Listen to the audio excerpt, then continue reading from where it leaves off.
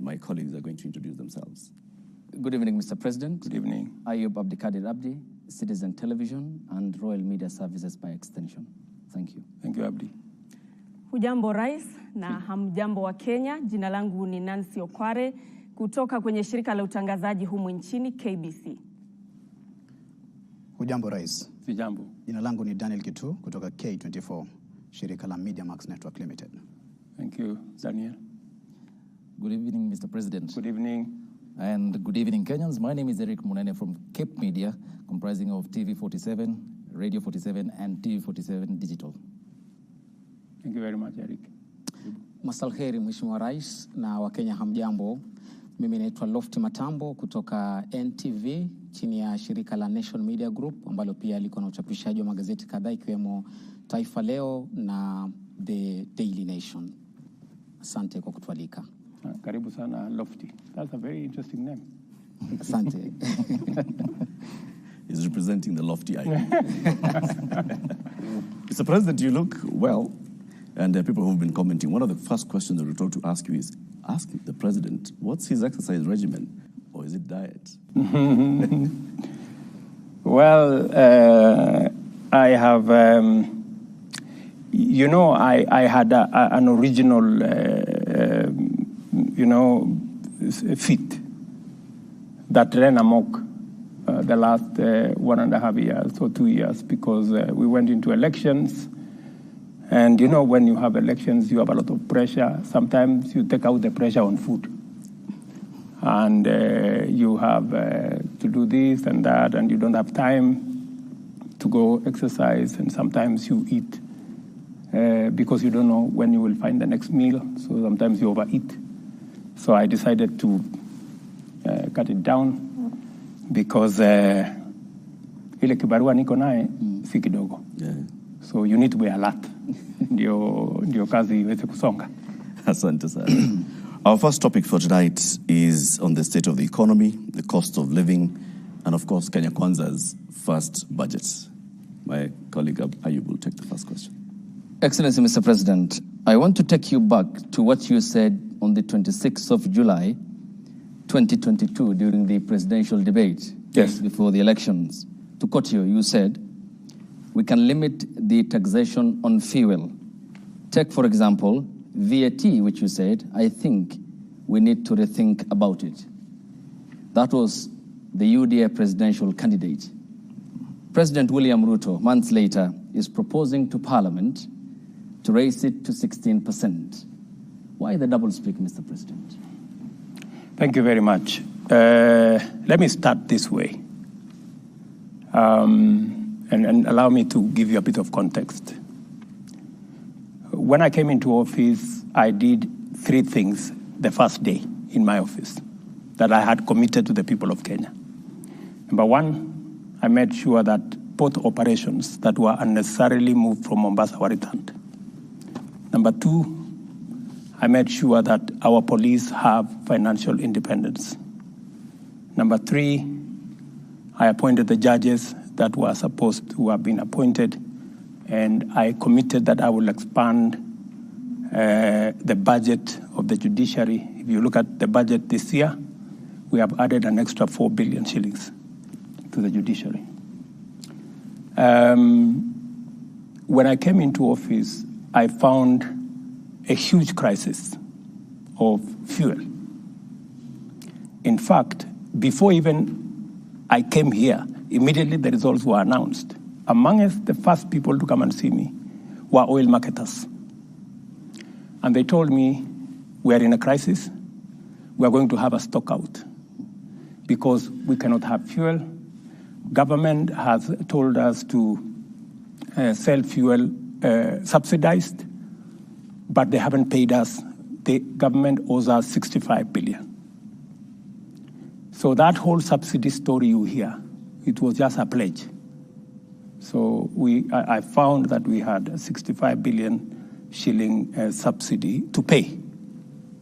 Meanwhile, our financial situation was very bad. And by the way, that subsidy was accumulating at 15 billion shillings every month. I don't know whether you appreciate the magnitude of that. So So when I came into office, I looked at it, and the one thing that I did that in retrospect was the right thing is to have an economic team around me.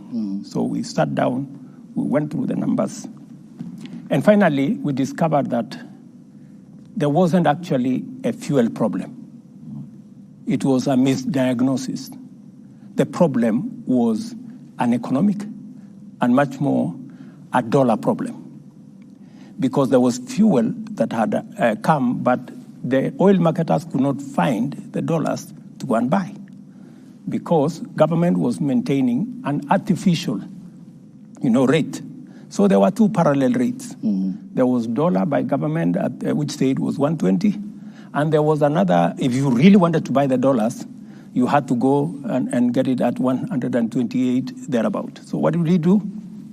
First, we reinstated, because it was not a fuel issue, we reinstated the interbank forex market.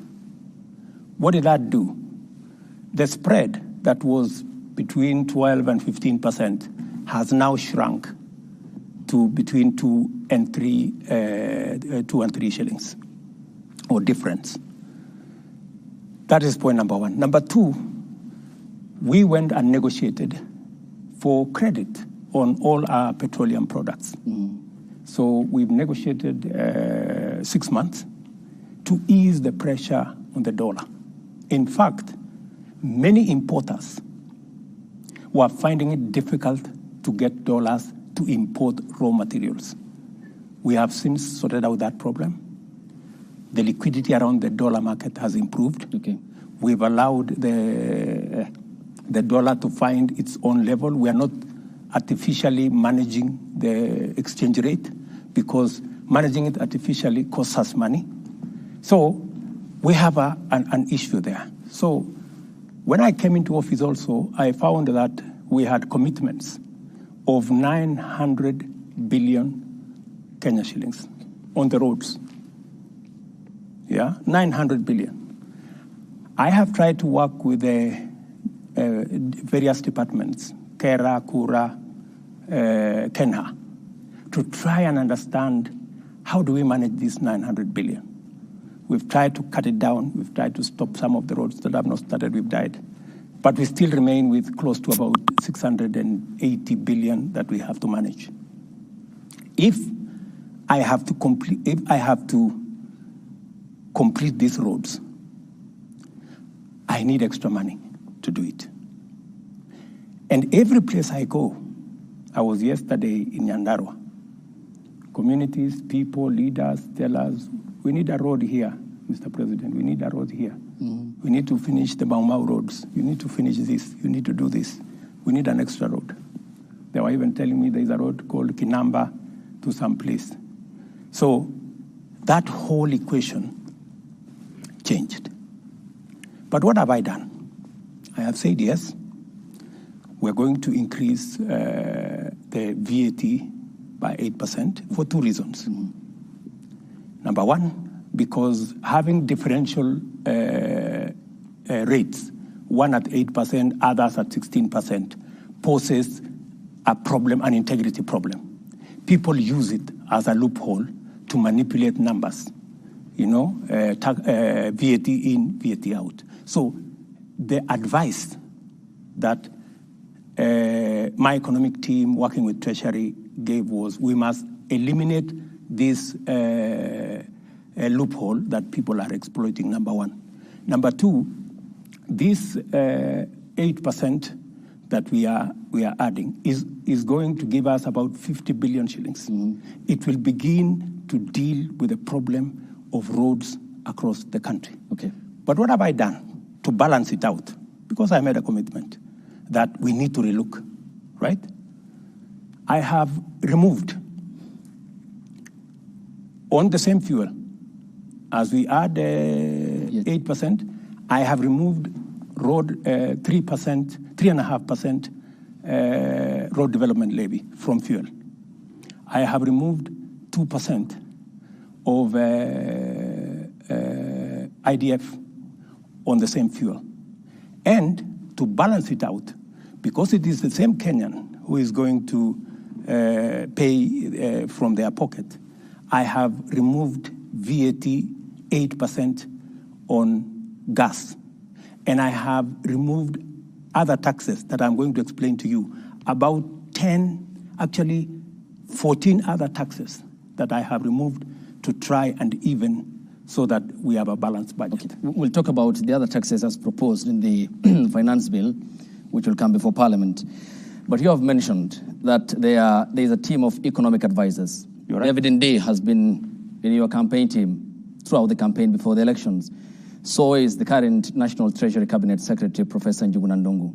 When you came to the presidential debate and you made the remarks on the 26th of July, which I quoted you verbatim, I think you said majority of taxes that are in that bracket, 15 almost you said, but we need to integrate at least these 15 different types of taxes. Did they not advise you, or you did not take the advice? Precisely, if you heard me clearly, there are many other taxes that we have since removed. So you must look at it in context. Yeah? What my economic team advised that time is that we need to relook at these taxes. When we came into government, we found a situation. The country was in a crisis. And by the way, I have had to make very difficult decisions. In fact, coming into office, I had to cancel the borrowing of about 300 billion shillings that the intention was to borrow. That would have taken the country down the cliff. I had to step in and stop many of the subsidies that were being dished left, right, and center. I had to make many changes. I had to reorganize the whole budget because we found a country headed and sliding into bankruptcy. And so when you find that kind of situation, you have to deal with the situation with the urgency and with the acuteness of thinking that is required. Okay. Yeah? You don't operate outside a context. So the question that you have asked me, did we remove some? Did we look at the fuel issue? Yes. We said, while it is true that we have a crisis and we have to deal with a pending bill of 700 billion for the roads that we have, while it is also true that we have to look at what additionally we can do, but we need to put a relief on Kenyans. Okay. That's why, apart from, and the reason why the tax on the VAT on fuel or petroleum products is much more attractive is because it is spread across all Kenyans. So everybody carries a small bit of it. Okay. But we have also knocked down other taxes from the same fuel. As I have told you, IDF we have taken down, road development levy we've taken it down, and a host of other taxes that we have taken down. Okay. Final question on this. This is an issue, Mr. President, which dates back to 2013 as a condition by the International Monetary Fund, the IMF, in which then the leader of the majority party, the current defense CS who sits in cabinet, Aden Duale, said that the 181 MPs have been convinced by the party leadership, the President, Uhuru Kenyatta, and his deputy, William Ruto, on the rationale of the 8% VAT on petroleum products. He continued, 181 is a very big number and will convince our members. And this being a precautionary facility by the IMF, can you tell the Kenyan people that there is no extra hand of pressure on the Kenyan government by the International Monetary Fund? My good friend, the International Monetary Fund does not run the government of Kenya. I do. IMF does not make decisions for the government of Kenya. I do. IMF are our partners. They work with us on our priorities. They work with us on our proposals. They support us where they can. They give us advice where they can. But ultimately, we make the decisions ourselves. And it is not up to IMF to see how to sort out the 680 billion that we have on the road sector. It is not up to any other person. It is up to us. When I get out of this office and go to this village and that constituency and that ward, it is not the IMF that is asked about roads. It is the government of Kenya that I run. So I think there is always this thinking that external factors dictate to us. I think you know me better. Mm-hmm. I can stand up to any pressure from any corner. Mm-hmm. I make the right decisions for our country.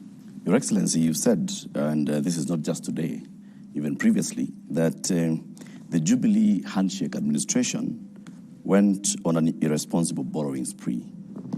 They took loans worth 4.1 trillion shillings in just the 5 years of 2018 to 2022. How much is our public debt today, Mr. President? Our public debt is in the region of 8.8 trillion, close to 9 trillion. That's where we are. And so that you can contextualize this, it is the reason why, if you look at this budget, I have made a deliberate, conscious decision. In fact, against the advice of IMF.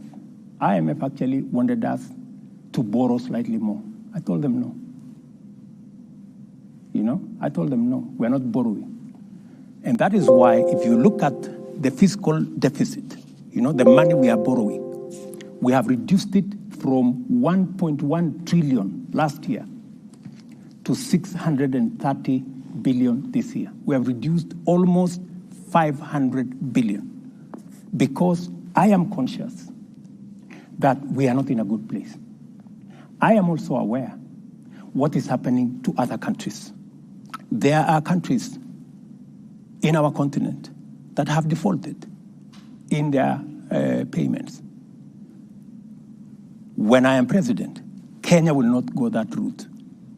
And that is why, even when, many people thought it was a joke, I told them, we are not borrowing beyond where we are.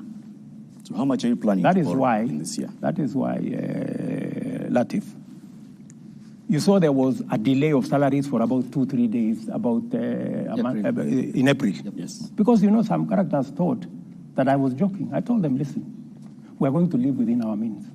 Even if we have to delay for salaries for 2-3 days, we will.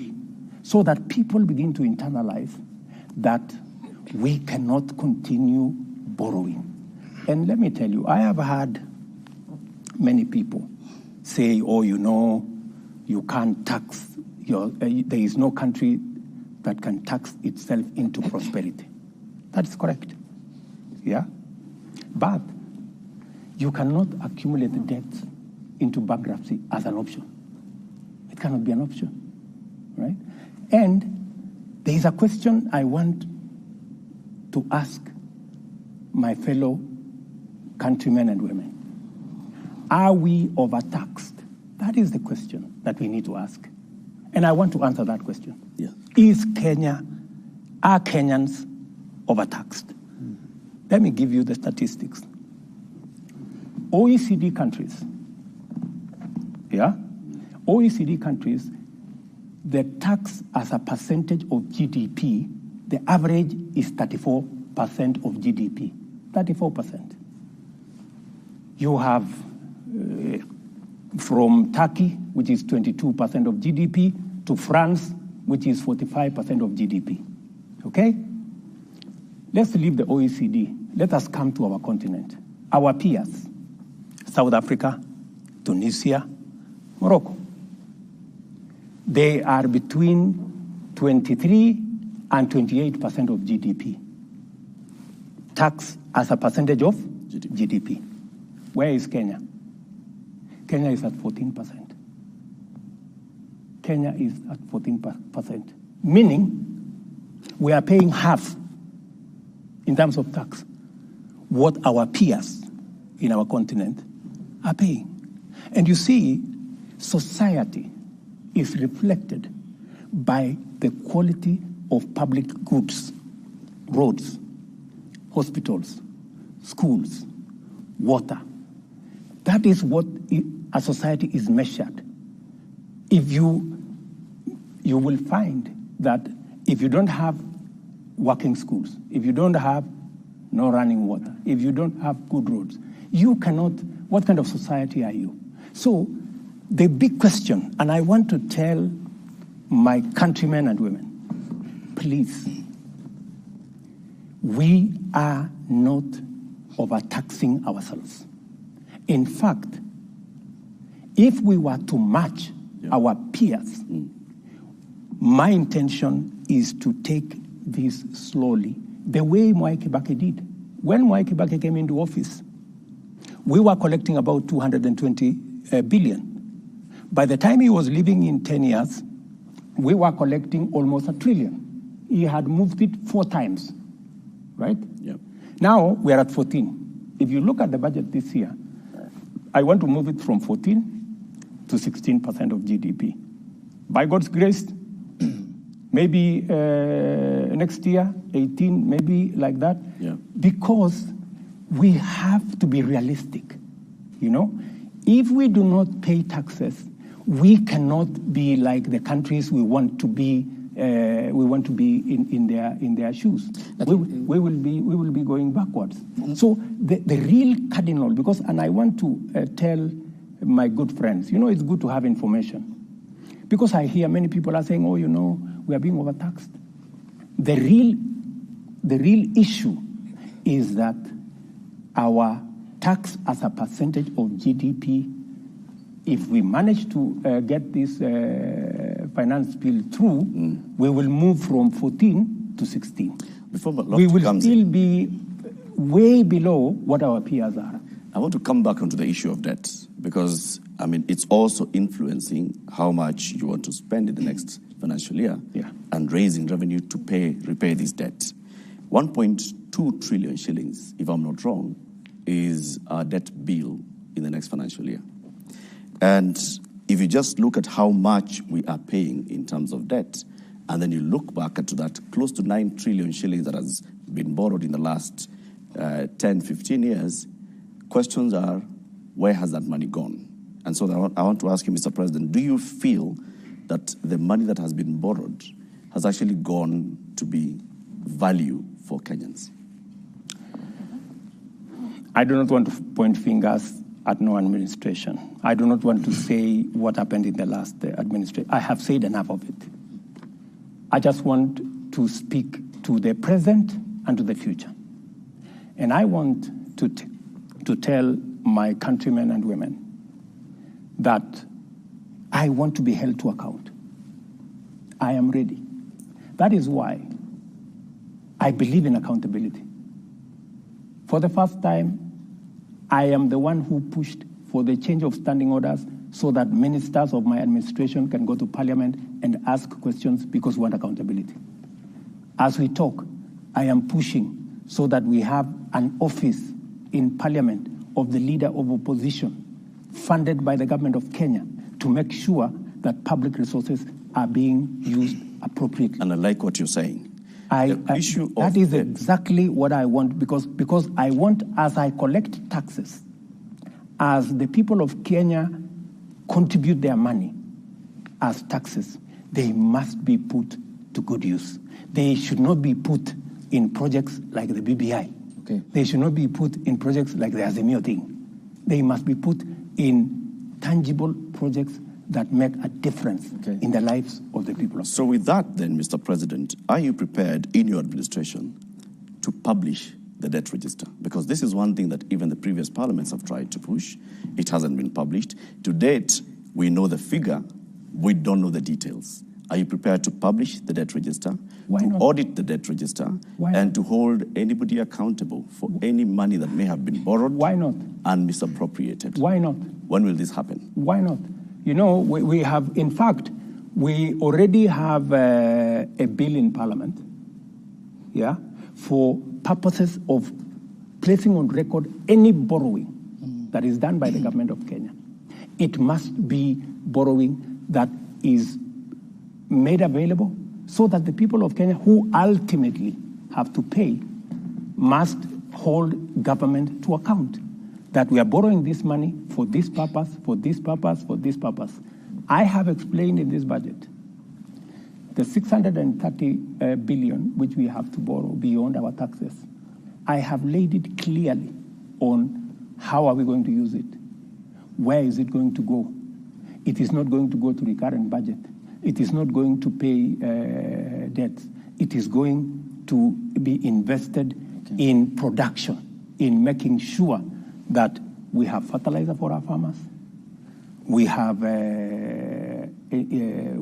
developed the tea value chain, the coffee value chain, leather value chain, textile value chain, edible oil value chain. And if you look at the budget, we have clearly isolated, including making sure that we begin the journey to bring our manufacturing as a percentage of GDP, which went down from 9 to 7, in the next 5 years, I want it to be at 15%. By 2030, I want manufacturing as a percentage of our GDP to be at 20%. That's why we are calling it 20 by 30. That is the trajectory I want us to go.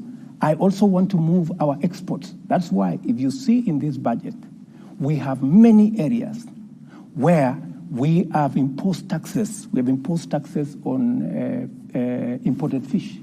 We have imposed taxes on imported furniture. We have imposed taxes on imported steel. We have imposed taxes on imported cement because we want to grow our own manufacturing capacity.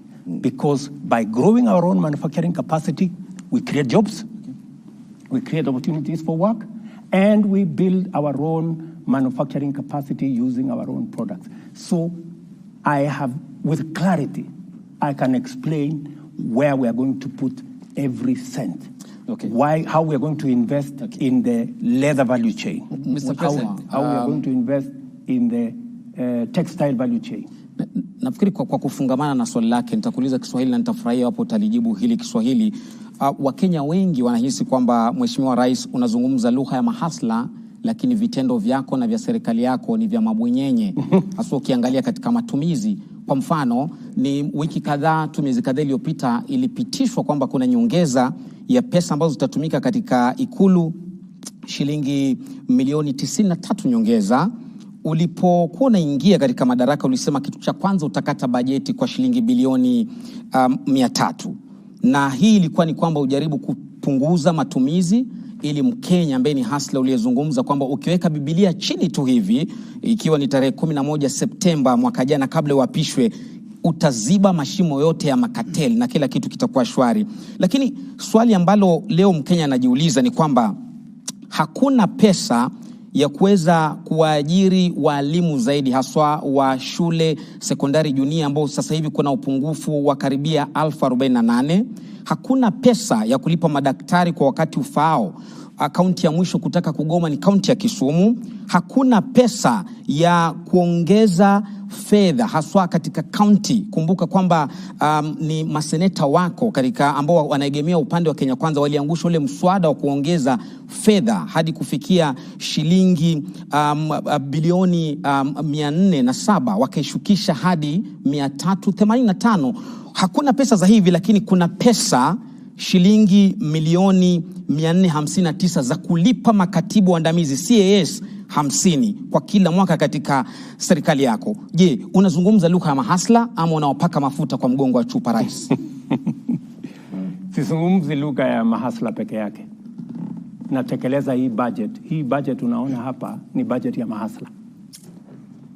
Uniulize kwa jinsi gani? Kwa nini? Yes. Na nilichokitaja ni tofauti na unachosema. Jambo la kwanza, haya mambo yote uliyoyasema, serikali hii wakati nimeingia nimefanya mambo manne ambayo yanahusikana na mahasla. Jambo la kwanza, nimeweka pesa karibu shilingi bilioni 3.5 kupunguza gharama ya mbolea ambayo inatumika na wakulima wale wa chini.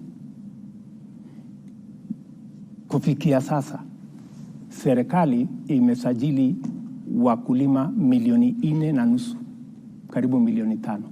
For the first time, kila mkulima bila ya kubaguliwa alipata mbolea.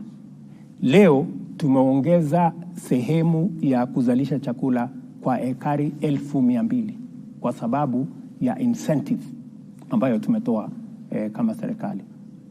Mind you, wale wengi ambao wako katika sekta ya kilimo ni mahasla. Jambo la pili, kwa jambo la ambalo linasumbua sana wa Kenya, jambo la cost of living. Yeah? Ni nini nimefanya katika ile kupunguza hiyo mzigo kwa Wakenya? Kwa sababu kuna mambo mawili. Wale majamaa walikuwa hapa mbele yetu, walifanya subsidy ile inaitwa subsidizing consumption. Walipeleka pesa kwa mamila. Mila hana mahindi yake, mila ni chuma tu wako nayo na mashini. Zile pesa mimi sasa ndio nalipa, hawakulipa. Mimi sasa ndio nalipa ile pesa ya subsidy. Naelewana? Mimi nilifanya nini? Kwa sababu naelewa kwamba shida ni supply and demand. So ile tulifanya ni kwamba tulienda kwa KNTC, tukawapatia treasury ikawapatia letter of support. KCB wakatupatia shilingi bilioni 25. Tukatumia hiyo pesa, sio pesa yetu, ni pesa LC, unapatiwa tu LC. Tukalete mchele, tukaongeza mahindi, tukaongeza mchele, tukaongeza maharagwe, tukalete mafuta ya kupikia. What happened? Ile bei ya unga ilikuwa 230, sasa iko 170 ikiteramuka. Bei, nataka uende ucheck. Bei ya mafuta ya kupikia fresh fry kwa mfano ilikuwa 1,800, sasa ni 1,100 kwa kilo 5. Ile kilo 3 ilikuwa 1,100, sasa ni 750. Sababu gani? Wale makatel ambao walikuwa wanafanya hiyo biashara, wakati walijua, kwa sababu tunajua bei ya hizi vitu kwa soko ya kimataifa, tukawaambia simupunguzeni jameni. Wao sasa wamekuja bei ya chini. No. Without us doing much. Nafikiria hiyo ni mipango mizuri. Sasa nikueleze. Si umeniuliza nafanya nini kwa mahasla. Mahasla ndio hawa wanahangaika na gharama ya swali lao kuu mahasla wanasema jinsi unavyokusanya na matumizi yako hayatoi picha ya hasla. Kwa mfano kuachilia kuongezwa fedha ambazo zinatumika ikuluni, nitakurudi hapo, na mshahara kama hawa ma-CAS ambao hadi sasa hujazungumzia kama unakubaliana au la, licha watu kwenda mahakamani kupinga hilo. Mambo ya CAS ni mpango wangu wa serikali. Naam. Yeah. It is my decision. Ya kwamba mimi naona ya kwamba kuna sababu ya wale ma-CAS kuweko. Kwa sababu agenda nilio nayo kusukuma Kenya hii. Leo naibu wangu karibu analala kwa ofisi. Leo yule Musalia Mudavadi unaona amepunguza kilo siku hizi kwa sababu karibu analala kwa ofisi. Mimi ninahitaji wafanyikazi zaidi kwa sababu ile agenda ya kubadilisha Kenya, I need more hands, I need more minds. Lakini wacha nirudi pale kwa mahasla.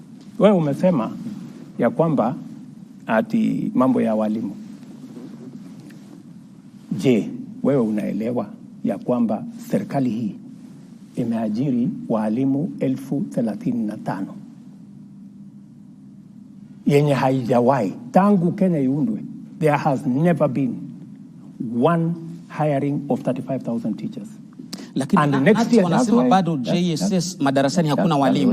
Ni tamu moja sasa wanafunzi waliingia, hawajapata walimu hadi sasa. We are hiring another 35,000 next year, next financial year, baada ya hii budget. Kwa sababu mimi naelewa na hii shortage ya walimu, kulikuwa na shortage ya walimu 1,110. Mimi nikichukua wadhifa wa uongozi. At least nimejaribu kupunguza hiyo shortage ya walimu. Hire the biggest number of teachers in Kenya. As I talk to you, vile tumeajiri walimu wa TVET 1,300, tutaajiri baada ya hii budget another 1,700 wawe 3,000. Serikali hii tumesort out mambo ya elimu vipi? Wakati tumechukua usukani, walimu watoto wetu walikuwa wanahangaika, hawajui watafanya mtihani ama watafanya mtihani. Hii junior secondary itakuwa katika secondary school ama itakuwa primary school. We have sorted out that problem. And on top of sorting out that problem, na tumeweka junior secondary school pale katika primary school, kwa sababu ingekuwa mzigo mkubwa sana kama pendekezo ya serikali iliyopita kwamba waende katika secondary school, ingekuwa gharama kubwa sana kwa wazazi. Naam. Vile tumeongeza walimu. Juzi, nafikiri wiki moja iliyopita, tumesort out the biggest problem ya mambo ya elimu ya vyuo zetu. The biggest vyuo zetu, nikiongea na wewe saa hizi, karibu zote zinafungwa. Wako na madeni ya bilioni 59, actually almost 60 billion. Wana strike.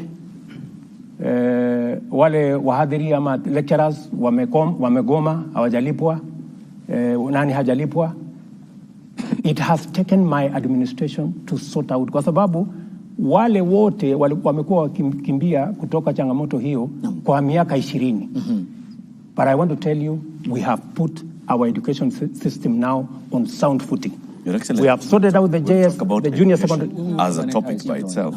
So please, okay, don't mind. all right. Na Mheshimiwa Rais, kidogo ni kurejeshe nyuma kuhusiana na hili swala la mapendekezo yaliomo kwenye ule mswada wa fedha wa mwaka 2023, na kuna hili swala ambalo Wakenya wamekuwa na maswali chungu nzima kuhusiana na mpango wa kutoa 3% kwa ule mpango wa kujenga nyumba za bei nafuu. Wakenya wanauliza ni kwa nini wanalazimishwa, manake wengine wanaona ni kana kwamba wanalazimishwa, pengine hawako tayari kuwa wamiliki wa nyumba. Wengine wanasema ya kwamba hawakuhusishwa kabla ya yale mapendekezo. Na tumeshuhudia miungano mbalimbali ya wafanyikazi ikisema ya kwamba ikiwa mapendekezo hayo yatapitishwa, basi kutakuwa na migomo. Ni swali nzuri sana umeniuliza, kwa sababu ni swali ambalo nimekuwa nikingojea kujibu. Nataka Wakenya wanisikize kwa makini. Niko na maswali matatu ambayo sisi kama Wakenya lazima tujiulize. Jambo la kwanza, ni kwa sababu gani watoto wetu, vijana wa taifa letu la Kenya milioni 5 wanahangaika barabarani, wanazunguka madukani, hawana ajira? Swali la kwanza. Swali la pili, ni kwa sababu gani taifa letu la Kenya iko na vitongoji duni, slums, 1141?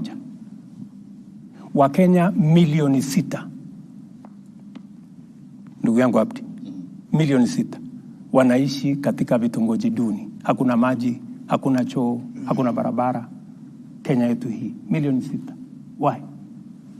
Jambo la tatu, ni kwa sababu gani katika taifa letu la Kenya hakuna nyumba mwananchi wa kawaida anaweza kununua? Nyumba yote ile iko bei chini sana, milioni 5. Mortgage 60,000. Wakenya wangapi wanaweza kulipa mortgage ya 60,000? Jambo la 4, wale watu ambao wanafanya kazi, sisi tunaolipwa na ushuru ya Wakenya ni watu 1,700, kuanzia rais mpaka kupitia kwa mawaziri, kupitia kwa madaktari, kupitia kwa walimu, kupitia kwa wauguzi, mpaka wale wa chini messengers na wale wengine 700,000. Ya, tunalipwa na ushuru ya hao Wakenya wote. Imefika wakati, rafiki yangu, tufikirie ni vipi sisi tulio na bahati ya kufanya kazi, na sio kwamba ati mimi kwa sababu ni rais leo ati mimi ni bora kuliko wengine, ama wewe kwa sababu ni mwalimu ati wewe ni bora kuliko wale wengine.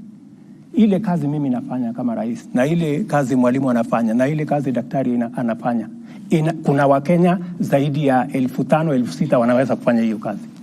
Wewe umebahatika, wewe ndio uko na hiyo kazi, na ndio kwa sababu wale wengine hawana hiyo kazi.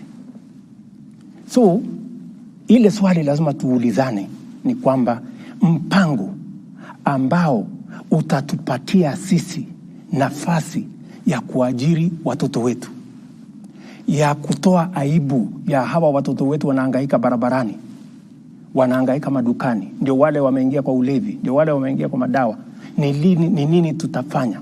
Na ndio niliwaeleza Wakenya wakati nilienda kwa campaign.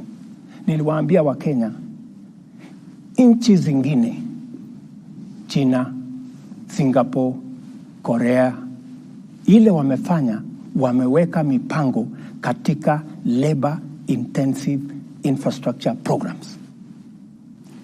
Many of them wameweka mpango katika mambo ya housing. So hii housing sio nyumba. Naona watu wengi wanasumbuka, sisi hatutaki nyumba bana. Mbona nani alikuambia tunahitaji nyumba? You know? Sio nyumba peke yake ndio tunatafuta kwa hii mpango. Ni kweli nyumba itapatikana, tuondoe wale wa Kenya 6.5 wanaishi katika slums. Ni kweli. Lakini wacha tafadhali. Lakini ya muhimu zaidi ni kwamba kila nyumba tunayojenga tunapata ajira ya vijana wetu 5. Kila nyumba. Zile nyumba ambazo tumeweka katika mpango yetu 1 million in the next 5 years. 200,000 every year. Hizo nyumba 200,000 every year itatupatia nafasi ya ajira kati ya vijana 1,000,000 na 2,000,000. Ndio tumesema vile wengine wamefanya, tunasema kila mfanyikazi atoe 3%, na sio 3% ya mshahara yako yote. Ile inaitwa basic pay. Mwalimu kwa mfano, basic pay pengine ni 30,000. Sawa? Shilingi 3% ni shilingi 900. Right? Na hatusemi hiyo 900 ati ni ushuru. Si ushuru, ni pesa yako. Lakini unatupatia kwa muda tufanyie mpango ya wale watoto wetu wanaorandaranda barabarani, wengine wao ni watoto wetu wa kuwazaa, our own children, kuwapangia ajira. Sawa? Na hiyo that's why ni watu waelewe, it is a win-win project. Wewe ukitoa 3%, Abdi, mwenye amekuajiri anatoa 3%, kumaanisha na hiyo 6% yote ni pesa yako, sio pesa ya mwajiri tena, ni pesa yako, na sio ushuru, ni pesa yako. Tunaelewana? Na hiyo pesa ndio tunataka kutumia kujenga hazina ambayo itatusaidia kufanya mambo 3 ya muhimu. Jambo la kwanza, leo tunajenga nyumba 1%, 1% ya nyumba zote zinajengwa Kenya inaweza kununuliwa na mwananchi wa kawaida. Tunataka kuongeza nyumba ambazo zinajengwa ambazo zinaweza kununuliwa na Mkenya wa kawaida kutoka 1% mpaka 50%. Wacha niwaeleze Wakenya vile hiyo kazi itafanyika. Tuko na mipango miwili. Tuko na yenye tunaita social housing. Tuko na ingine tunaita affordable housing. Social housing ni kwa wale watu wa mapato yao ya chini. Tunasema yule mtu ambaye anaishi Kibera, yule mtu ambaye anaishi Mathare, yule mtu ambaye anaishi Kisumu Kondele, yule mtu ambaye anaishi hapo Kakamega ama anaishi Murang'a ama anaishi Kiambu, ambaye analipa rent kwa ile nyumba ambayo haina choo, haina taa, haina maji, shilingi 2,500. Huyo mtu na 2,500 yake tunataka kumjengea nyumba, atalipa shilingi 2,500 kwa nyumba ambayo iko na maji, nyumba ambayo iko na facilities, iko na kitchen, iko na choo, na analipa shilingi 2,500. Wakenya watataka kuniuliza, Bwana Hasla, hiyo nyumba iko wapi? Nataka munipatie nafasi niwapeleke hapa Soweto. Okay. Kibra. Soweto A. Pale kuna kiongozi ya wamama, kuna kiongozi ya hiyo Soweto A anaitwa Mama Shiro. Alikuwa anaishi kwa nyumba haina choo, haina maji. Leo anaishi kwa nyumba ambayo analipa 2,500 na ni nyumba ya ghorofa. Ako kwa flat yake. So what am I saying, my friend? I am saying kwa wale ndugu zetu, we have a duty. Kwa sababu wengi wao wanauliza kusema, how is it my business? Inanihusu nini? Kama yule hana kazi, inanihusu nini? Kama anaishi kwa slum, inanihusu nini? My friends, mimi nataka niwaambie, inakuhusu kwa sababu yule unamdharau ndio analipa ushuru, wewe ukapata mshahara. Number 1. Number 2, yule ambaye unamdharau, huyo pengine ni ndugu yako, pengine ni dada yako, ama ni Mkenya mwenzako. Jambo la 3, hasara yako ni nini? Kwa sababu ukitoa 900 kama ni mwalimu, tunakuongezea 900 kama serikali, kama mwajiri wako. Ya? Usipotoa 900 hatukupi 900. Lakini ukitoa 900 tunakupatia 900. Alafu kama huhitaji nyumba, baada ya muda miaka 7 ama ukitaka kwenda retire, tunakurudishia pesa yako kama hujatumia kununua nyumba, na tunaongeza interest. Kama unataka kutumia kwa njia nyingine, unaweza kumpatia mtoto wako akatumia kununua ile nyumba. Okay. Well understood. Affordable, acha niende hapo kwa affordable housing kidogo tu, tafadhali. Okay, briefly, we need to proceed also. Tafadhali. Okay, thank you. Kwa sababu unajua hii maswali ni mingi. Yeah. Watu wengi wanasema, lakini bwana, hii sasa hata kama ni 900, si nitachukua miaka 60 ndio niweze kununua nyumba. That is not the case. Hii pesa ambayo unatoa sio ya wewe kununua nyumba. Pale tukishajenga manyumba ya kutosha ambaye wewe unaweza kugharimu kwa ile mshahara yako, tunajenga nyumba ya 2,500, 4,600, 8,000. Ile the most expensive house tunajenga ni karibu 12,000, 3 bedroom house. So tunasema hivi, ile pesa ambayo tunaweka pamoja ni kutupatia uwezo ya kuleverage kwa hiyo pesa. Kama ni bilioni 5, tunaweza kuitengeneza kiuchumi iwe mara 5, mara 7, tuweze kuitumia kujenga manyumba. Hii manyumba itatusaidia kwa wale wanaishi katika vitongoji na hata wale wengine wote ambao wanalipa rent. Badala ya kulipa rent, wewe utaingia kwa nyumba ambayo badala ya kulipa rent utalipa mortgage. Okay, Mr. President. Unaelewana? Yep. Wacha nimalizie tu kidogo. Okay. Huyu jamaa anasema sasa mimi nalipa rent saa hii ya 5,000 na nakatwa 900. Itakuwaje? Kama unaweza kulipa rent 5,000, mbona usilipe mortgage 500 ndio nyumba iko yako? Iko dhambi gani? Na katika hiyo harakati, number 1, umesaidia nchi yako. Umesaidia wale jamaa hawana kazi, lakini wanatusaidia kulipa ushuru, ndio mshahara yetu. Mimi kama rais, na wewe kama daktari, na wewe kama mwalimu, na wewe kama mjumbe, na wewe kama MCA, ilipwe. Pia tuwasaidie wapate ajira. Okay. Tuwasaidie wapate mahali pa kuishi. Na jambo la 3, tuhakikisha kwamba mashamba yetu ambayo kwa sasa yanakatwa ili wananchi waishi, we start to consolidate our position kama townships. In any case, statistics show, my brothers and sisters, that the future is urban. By 2050, 68% of people will be living in towns. So we have a choice.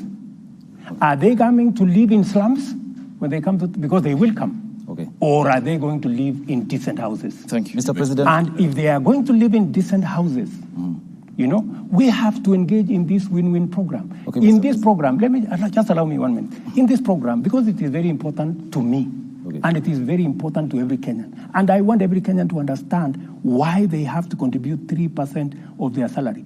It is not that it is a tax. It is your money, my good people. Okay. And we are going to double that money using your employer. And you are going to get that money with interest. And you are going to support us. You are going to help us to employ the millions of young people, including your sons and daughters, in give them time for the questions now, Mr. Okay. And Mr. President, you have a very ambitious plan. Thank you. The housing, the housing plan. My question is, you're saying that those lucky enough to secure jobs will be contributing to this fund so that you cushion, the most vulnerable in the society. We have millions of jobless Kenyans out there. Don't you think theirs could be an earning problem and not a saving problem? Because now, if you say yours, theirs is an earning problem, yes, not a saving problem. So even if you make these houses very, very affordable, some of them cannot even afford that 2,500. And then my question too on that: if I'm already paying for mortgage, why should I be forced to contribute to the fund? Very good question. If you are paying a mortgage, nothing stops you as somebody who is employed. Yeah? Number one, contributing to this fund. Because it is not a tax. It is your money. What you are doing, you are playing your patriotic duty. Because out there, we have millions of young people who get out of school every year. It is our responsibility, me and you. Why is it our responsibility? Because they are the taxpayers that end up paying our salaries, right? And it is our duty also to see how we can help them in a small way. And you have said correctly that their problem is employment. Precisely. That's why I'm saying these 5 million characters, our children, getting out of school. Don't you think it is a decent thing? Don't you think it is the right thing to participate in an exercise that helps our country, our young people, instead of engaging in crime, in abuse of drugs, to be part, to get a job? By the way, in the last 8 months, 8 months, I have launched the construction of 36,000 housing units in Kenya. Yeah? I went to Homa Bay. Last Friday, I was in South B here at the Bellevue, where they are building, I think, 2,000 something houses. I will be going to Makongeni, hopefully in the next maybe 3-4 weeks or 1 month, to launch another 30,000 houses. The 36,000 units, there are close to 100,000 young people today working in those sites. Engineers, quantity surveyors, plumbers, electricians, carpenters, masons, all manner of people, including the women who sell food. Okay. It is a whole ecosystem. I was very amazed in South B. A group of women were saying, sisi tunaitwa protein. Sisi ndio tutakuwa tunauza chakula hapa. Bwana President, tunataka uhakikisha kwamba hii watu wasilete watu wengine. Because you see, it is a whole ecosystem. And I want to ask my countrymen and women, those of us who are employed, please, let us not hold in contempt those who don't have jobs or those who are not. You say it's not a tax. It is not a tax. What is it? It is a contribution you are making, because if it was a tax, tax, it goes one way. You never get it. This is not a tax.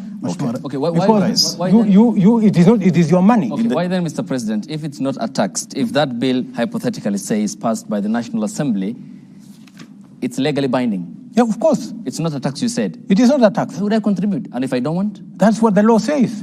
But why are you passing it? Yeah, the question I'm asking you is, are you saying, Abdi, that you don't think it is your business to contribute to the employment of the unemployed Kenyans? Okay, it's the responsibility. It is of not the your Kenyan business. government. Okay, hang on, Mr. President. Who is Kenyan government? Kenyan government is me and hang on, you. Mr. President. You saw the mandate of the Kenyan people. Exactly. There is a we can't represent all of us. Yes. I worked hard for my money. Yes. You said it's not tax. But there is a bill in Parliament. If it's passed, it's legally binding. Why would I make a contribution for others to succeed? It's your business as the government. You are the head of state. You have the responsibility. You have the mandate. That's why the Constitution gives me the power to tax. But it's you who is leading the That's government. why the Constitution gives me the power to sign things into law. But okay. You know? So I am simply doing my job. Mr. President, let's get the specifics very clear. Yeah. It's a very simple issue. Yes. You are saying it's not a tax. It is not a tax. That's the commander-in-chief saying. Yes, it is not a tax. Hang on, let's go step by step. Yes. There is a bill that will come before Parliament. Absolutely. Hypothetically, let's say it's passed. If it's not a tax, why would I contribute? Because it is the law. The law, Mr. President. Once it is passed, it is the law. Okay, meaning then it's a tax, and you understand it's a tax. Yeah, once it is passed, it is the law, and you have to contribute. Let me ask you. One rider, Mr. President. Let me ask you. Just allow me. Let me ask you, Abdi. Do you know that today you contribute 6% of your salary to NSSF? Correct. Why? It is not a tax. Mr. President, hang on. On that, Mr. President. Okay. It's the same thing. Okay, hang on, it is the law. The Okay. issue, though. There is the NHIF question, Mr. President. Yes. Which you have passionately talked about. I am very passionate about it. Which is still, again, because you have cherry-picked on the NSSF, but there's the NHIF component, which I still pay for. Yes. You pay for as well. Yes. But then what's the point of contributing to the NHIF program, yet I go to the hospital and I only get paid for the bed? Precisely. That is why I want to make NHIF work. You know how I'm going? I'm working on it, by the way. It is in the works, and it will be part of this exercise.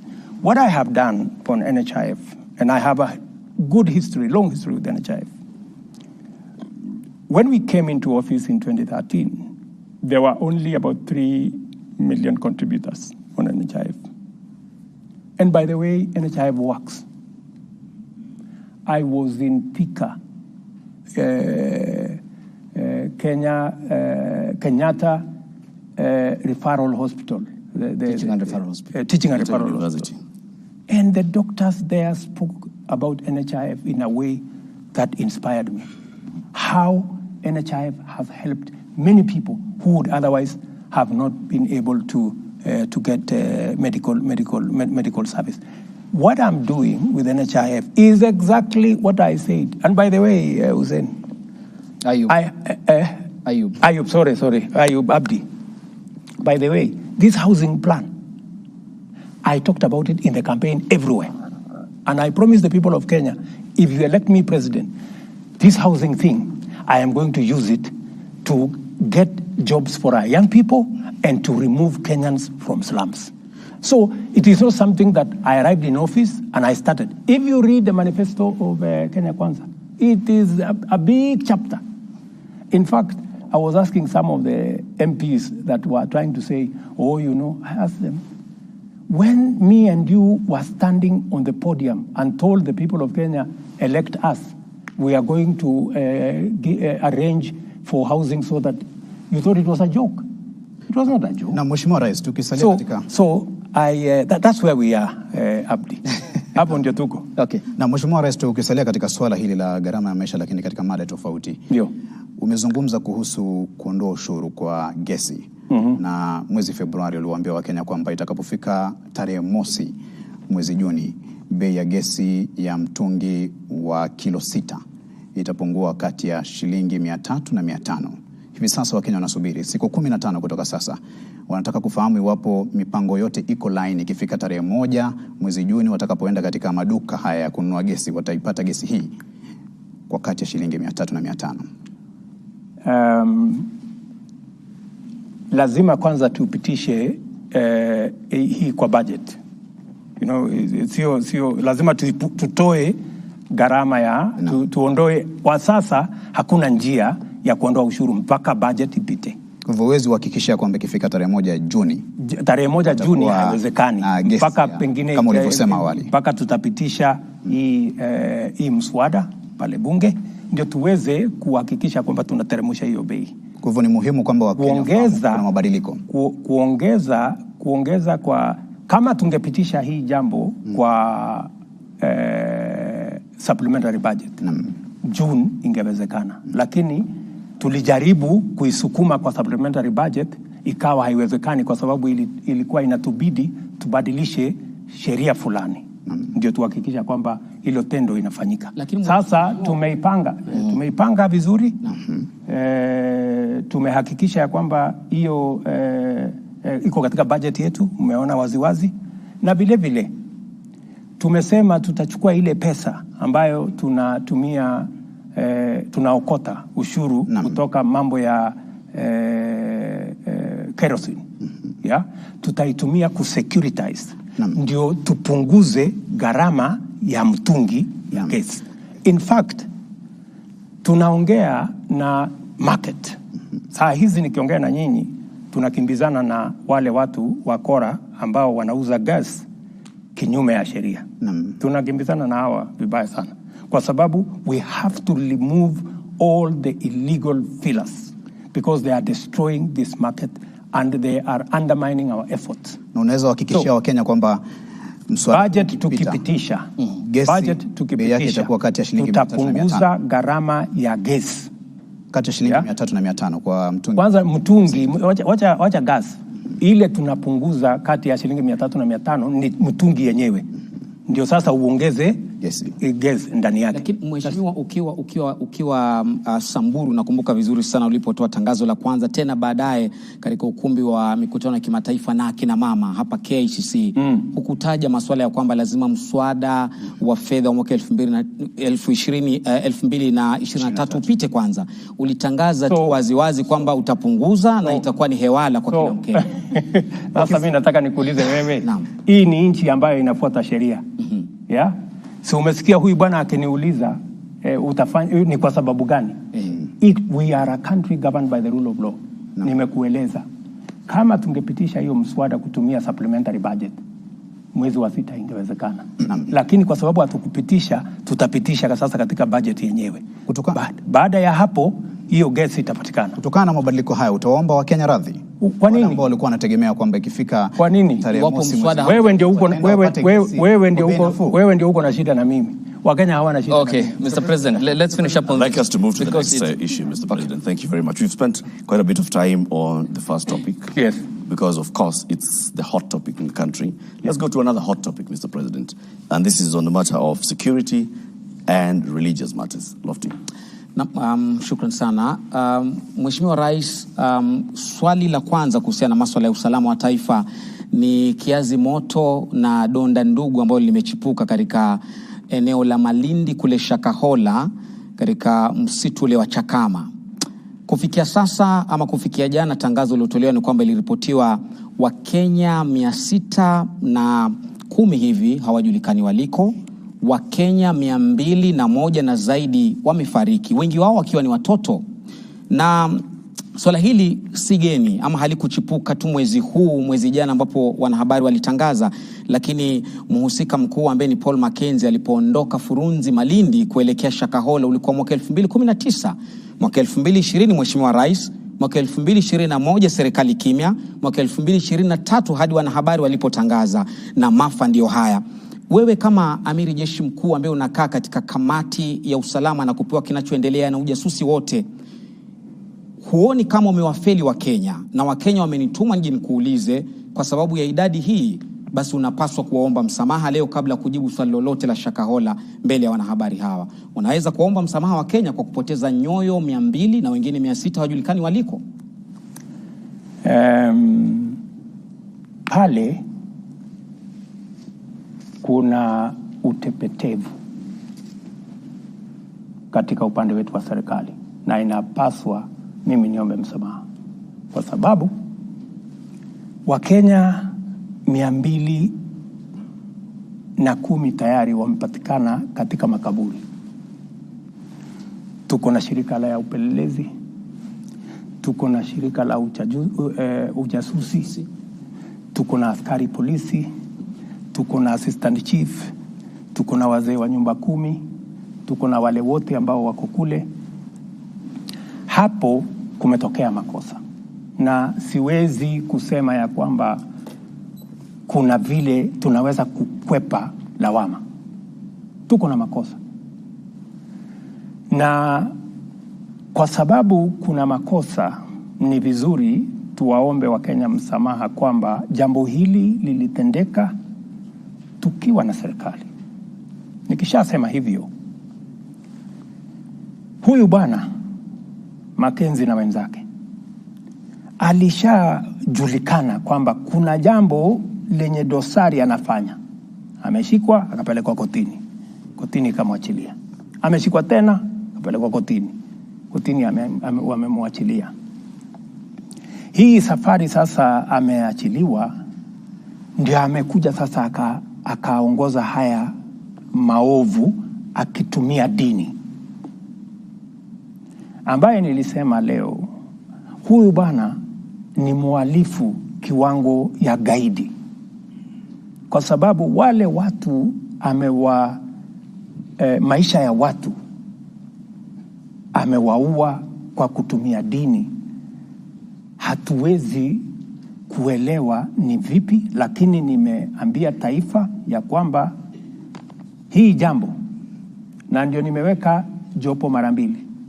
Jambo la kwanza nimeweka jopo ambayo tunaita Judicial Commission, ifuatilie uhalifu na ituambie ni nani zembea kazini ndio haya mambo yakatokea, na huyu bwana washirika wake ni nani, haya makaburi yaliendelea vipi, hii mambo yote yalitendeka vipi. Hiyo ni ya kwanza. Ya pili, nimeweka pia task force ya watu ambao wengi wao ni watu wa dini, kwa sababu dini ni mahali ambapo tunapaheshimu sana. Sisi wengine wetu ni Wakristo, tunamwamini Mungu, na tunaamini dini ni mahali ambapo watu wanakimbilia wakiwa na matatizo na mashaka. Lakini pale wahalifu na watu wenye nia mbaya na watu wa mauaji kama vile Mackenzie na wenzake wanapotumia dini, ni vipi tutazuia jambo hili lisifanyike tena katika taifa letu la Kenya? So I am not taking it lightly. I am taking responsibility that as president, this should not have happened. And certainly some people who are responsible for this failure on the part of government will have to give an account, because it should not have happened when we have all the agencies. We have our intelligence, we have our CID, we have the chiefs and all the other people in the whole of that ecosystem. We should not have allowed this kind of thing should never have happened. But it has happened. We have to take responsibility. No. Yeah? And the promise that I am giving to the people of Kenya is that we will get to the bottom of this matter. Okay. And I am also giving them my commitment. I know there are people who are jittery about. They are saying we should not regulate the church, and that is correct. We should not regulate the church. No. The same way we should not regulate the media. No. Let us have an institution that self-regulates. No. We want to establish from our religious leaders, how can they, as religious leaders, agree on a mechanism that makes sure that criminals and crooks do not take advantage of religion and of faith to be able to cause harm to Kenya. Mheshimiwa Rais, kabla ya kakangu kuuliza swali, umezungumza na napenda nikupongeze na kukuhongera kwa kuomba msamaha mbele ya Wakenya, lakini Waswahili wanasema ada ya mmoja hunena lakini muungwana ni kitendo. Wana Malindi hadi leo wanalia kwamba idadi ya watu 200 kupotea, huja kanyaga guu pale kwenda kusema nao kuomba msamaha. Kiongozi wa upinzani Raila Odinga alikwenda kule na akafungiwa kuingia, na wengi wakasema afadhali huyu ametukumbuka, rais hajafika. Huu ungwana wako uko wapi hapa, Mheshimiwa Rais? Hiyo ni siasa. Kwenda pale kwa kiongozi wa upinzani inasaidia nini? Yeye si mjasusi, yeye si askari, yeye si daktari, hajaenda kufanya ile kazi ya kutoa miili. Ameenda kufanya nini? Askari walisema pale kwa sasa ni crime scene. Yeah? Wale ambao wanatakikana pale kwa sasa ni wale watu ambao wanahitajika katika hiyo shughuli. Wale watu wataenda kufanya forensic work, wale madaktari, wale wapelelezi ndio wako pale.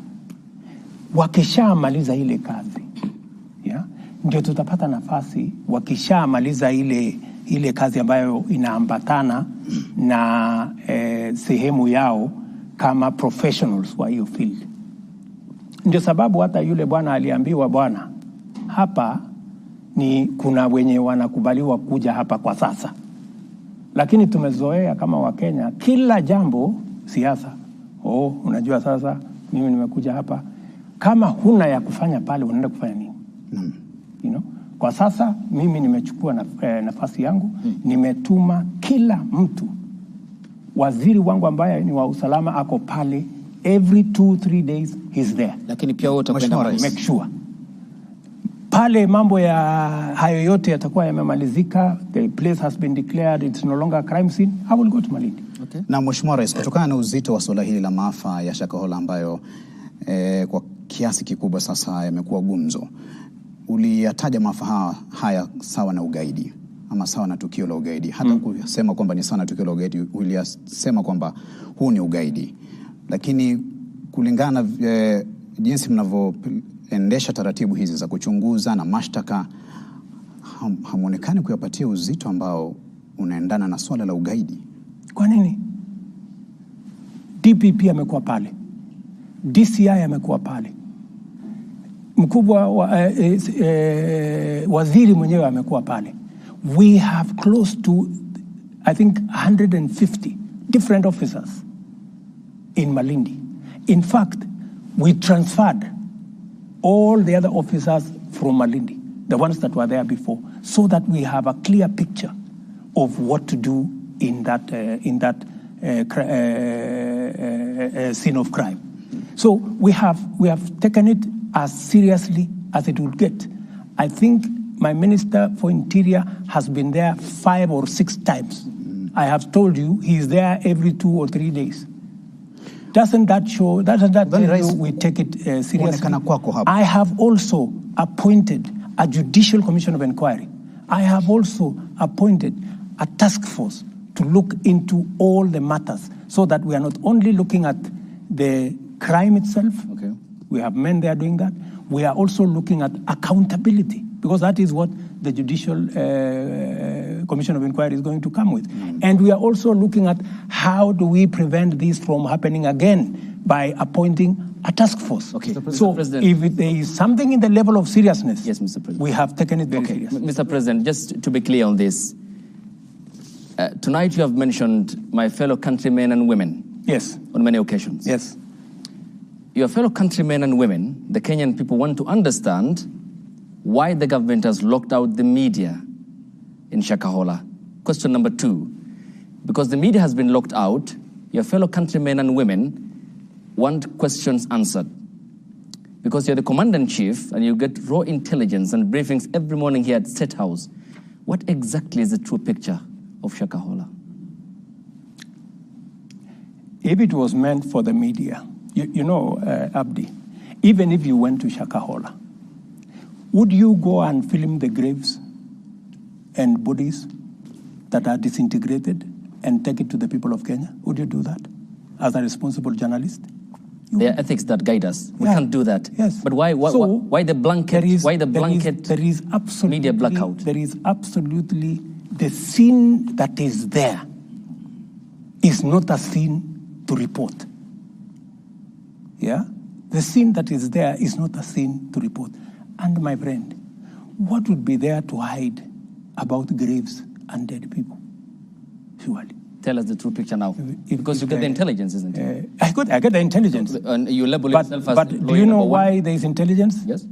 There is intelligence because there is a limit as to how far you can go with intelligence.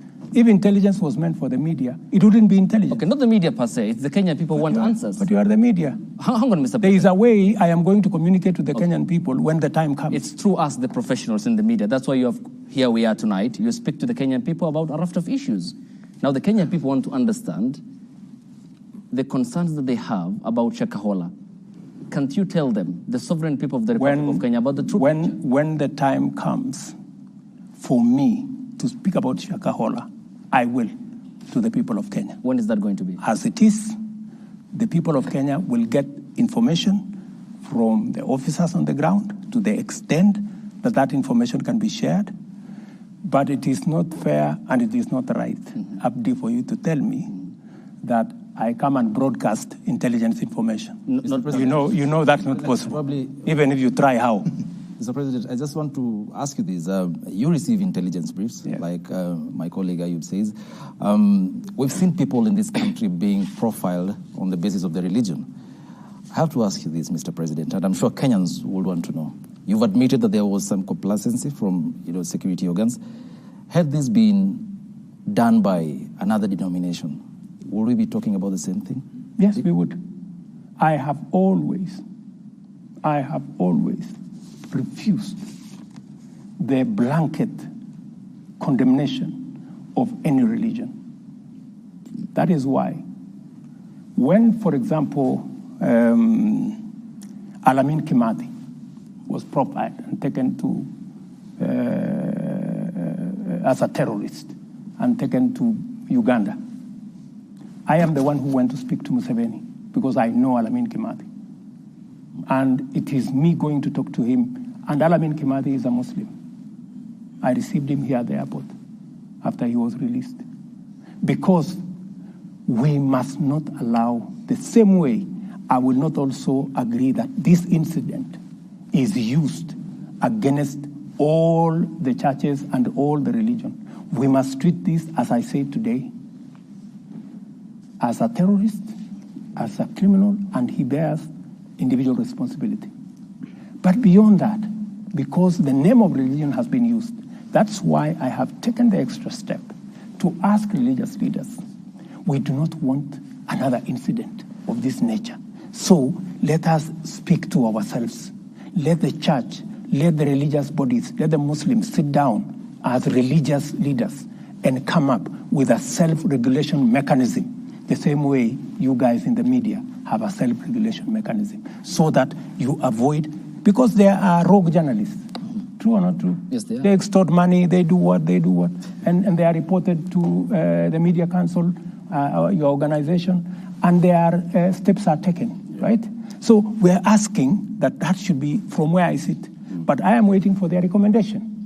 If they tell me there is a different way of doing it, I will look at it. That's why. Rais, pengine uzungumze na Mkenya, manake hili ni swala ambalo tulishuhudia wakati ambapo watu walikuwa wakiokolewa pale. Kuna wale hata walikuwa wanakataa, wanasema ya kwamba wanataka kuniua, kumaanisha ya kwamba swala la dini na siasa ni mojawapo yale masuala ambayo yanafahamika kama emotive issues.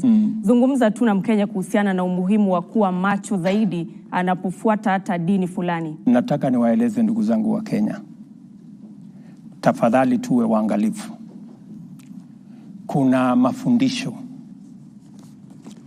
ambayo yanaelekea mahali ambapo si pazuri. Ukisikia dini inaanza kusema usiende hospitali, usipeleke watoto wako shule, sijui dunia inaisha, sijui miezi 6, sijui miezi 2, ujue pale kuna kasoro. Ukisikia mtu anakuambia uza mali yako upeleke pesa kwake ndio upate sijui barabara gani ya kwenda sijui mahali gani, kuzimu sijui mbinguni, yeah? Lazima tuwe waangalifu, so that as the citizens of the Republic of Kenya, it is very, very important for us to know that radicalization of whatever nature, radicalization in terrorism, radicalization using religion, radicalization using politics is dangerous because it leads people to make irrational decisions. And we must always be careful. Right. And that is why I have said, because this incident is serious, I would want to listen to religious leaders, religious professionals to tell us, how do we make sure that Kenyans, innocent Kenyans, are not radicalized using pulpits or religious doctrine? Because what the likes of Mackenzie are doing is what Al-Shabaab are doing. One using the Bible, the other one using the Quran. And we must deal with that situation because it is a real situation. And we must deal with it. Mr. President, just as we wrap this up, you've admitted that, yes, there was complacency. 600 people missing. That's a huge number. Someone somewhere must have known. What degree of complacency are we talking about? And are we going to see heads rolling? Oh, yeah, because, and that is why I have a judicial, because the Judicial Commission of Inquiry will put people to account. The chief will have to account. The intelligence officer will have to account. The CID officer will have to account. Or the whole chain has to account. So people will be held to account because this is not a simple matter. Thank you, sir. I want to take us back to, an issue that is of great public importance and interest, and this is with regards to the cost of living. Like you said, this is a hot issue, a hot potato issue. You have said, and you've been saying this recently, that before you took office, the cost of unga was at a certain price, beyond 200 bob. And since then, it has actually been coming down, and it's come down to the latest figure I heard you mention yesterday was about 170 shillings. Where is this 170 bob unga? And what specific interventions of your government are you crediting for that? What did we do? To sort out the cost of living issue, there are two things. Increase production. That's why we're working with the farmers to increase production. We're supporting farmers with fertilizer, seeds, and as I told you, 200,000 additional acres of land have been put into production. So that's number one. Number two, increase supply at the moment. That is why we have imported close to 250,000 tons of maize. We have imported about 75,000 tons of rice. We have imported, I don't know the numbers, maybe 40,000, because I even had to speak to the Prime Minister of Ethiopia because they had some beans. We have had to import about 100,000 tons of cooking oil. These are the interventions different from my former friends who went and gave money to millers and spent 8 billion shillings. To import all this maize, it is not going to cost us anything because we are just increasing the supply, cost for cost, right? As at the end of April, we on the short term, we will have to increase supply through importation. On the long term, we will increase supply using production. That is how to deal with the cost of living. And by the way, I spoke about it with clarity during the campaigns. I promised the people of Kenya we are going to reduce the cost of fertilizer. I have reduced it from 7,000 to 3,500. I'm on the current, not on the future, not on the now. I'm telling you now. On the 27th fertilizer at the moment. The Cabinet Secretary for Agriculture was meeting with the people that he had given license to import. And he was reading them the Riot Act. He said, as of now, I am not even sure which of you has imported the maize and who hasn't. The figures from the Ministry of Agriculture as at the end of April was that 90,000 metric tons of maize had been imported. Not 250, like you've said. It was 90,000 as at then. And in fact, the CS was telling the importers, I want you to come and give me a list of what you've imported. So it's clear that the Ministry of Agriculture is not aware of how much has let me or is not in control of how much is coming. Let me give you the numbers. The Ministry of Agriculture gave importers when I realized that the importers were not getting very far, I looked for millers and I sat with them here. I told them, you are the people in this business. Can you reach out to your suppliers whenever you don't have? That's how the Ministry of Agriculture brought in the millers. It was because of that frustration, because the people that had been given the license to import failed to import. So we had to take the second queue. And I want to tell you, we have very patriotic millers, yeah, who have worked with us now. They have imported, the one I know directly, 100,000 metric tons. They have on the way another 100,000 metric tons. I don't know how far since those numbers were released the ministry has gone with the other millers, with the other importers. So we had to use a double-pronged approach, because when you find that one is not working, you have to think. How much more do you need to do to bring the price below 150 to 100? That you cannot in the short achieve. term. No, there is no short. You cannot do it on short term. You know, you have to be realistic, because the cost of maize worldwide, because of the dollar situation, is high.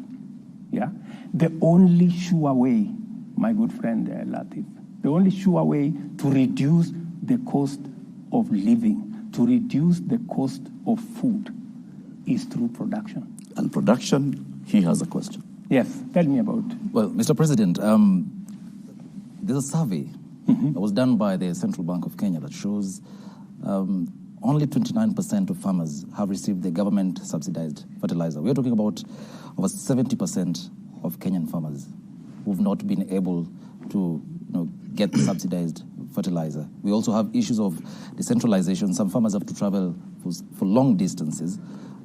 For instance, from, let's say, Embu all the way to Kitale, fertilizer. That's not true. My brother, that's not true. It is true. It is true. No. There is no farmer from Embu that goes to Kitale. Please, Eric, please. No. Your story is fake. It's not true. Mr. President, though, 70% of farmers are yet to get the government subsidized fertilizer. What do you make of that? That statistic is wrong. Yeah. I have the numbers.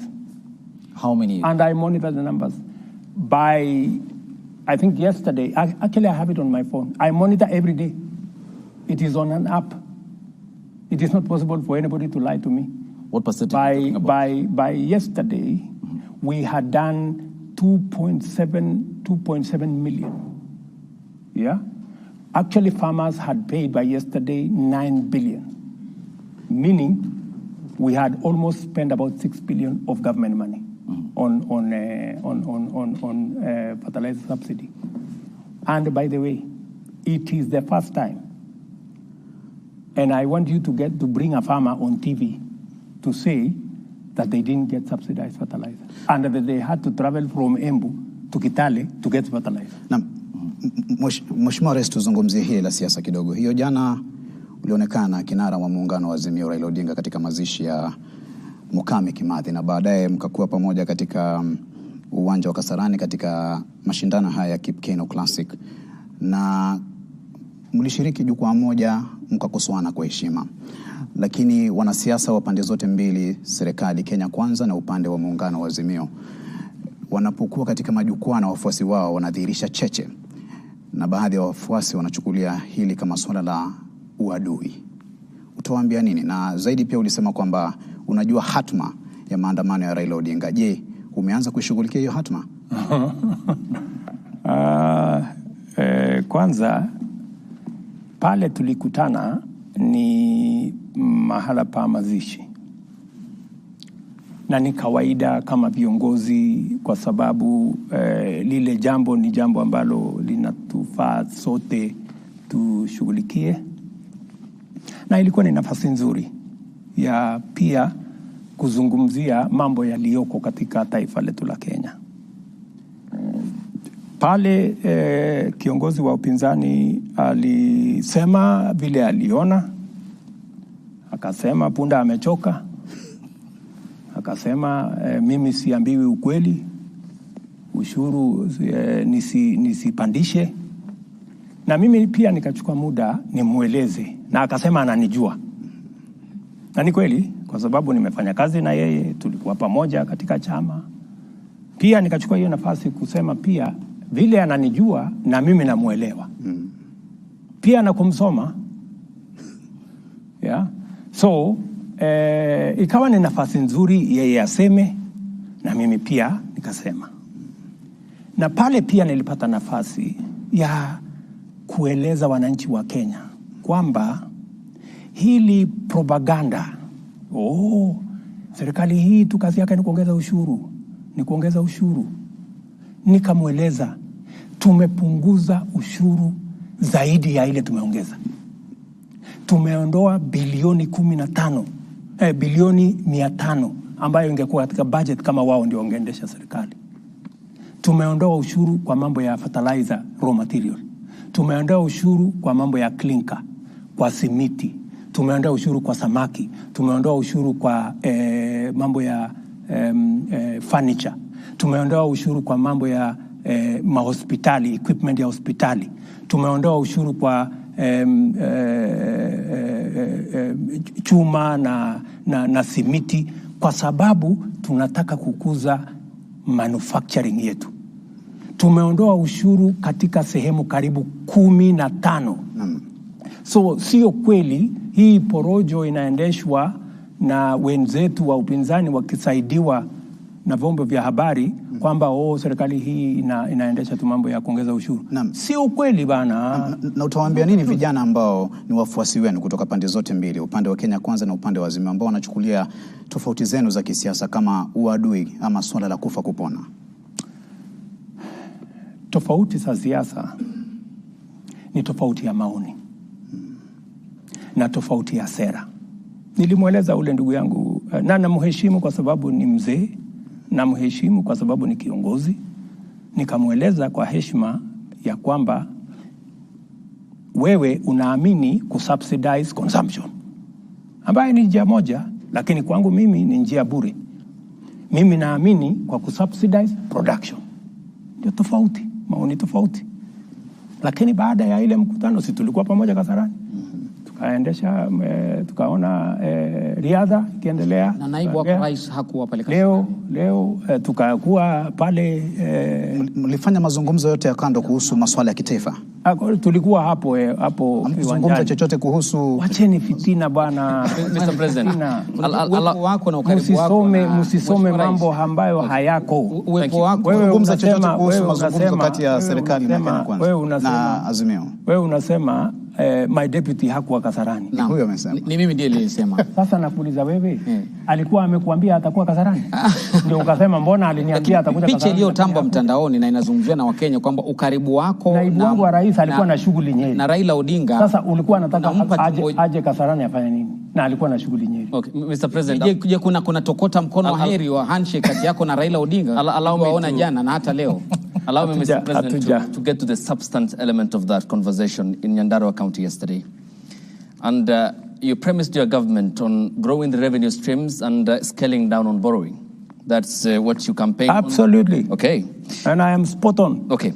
Allow me to quote this treasury data, which shows between October and April, that is last year until April the previous month.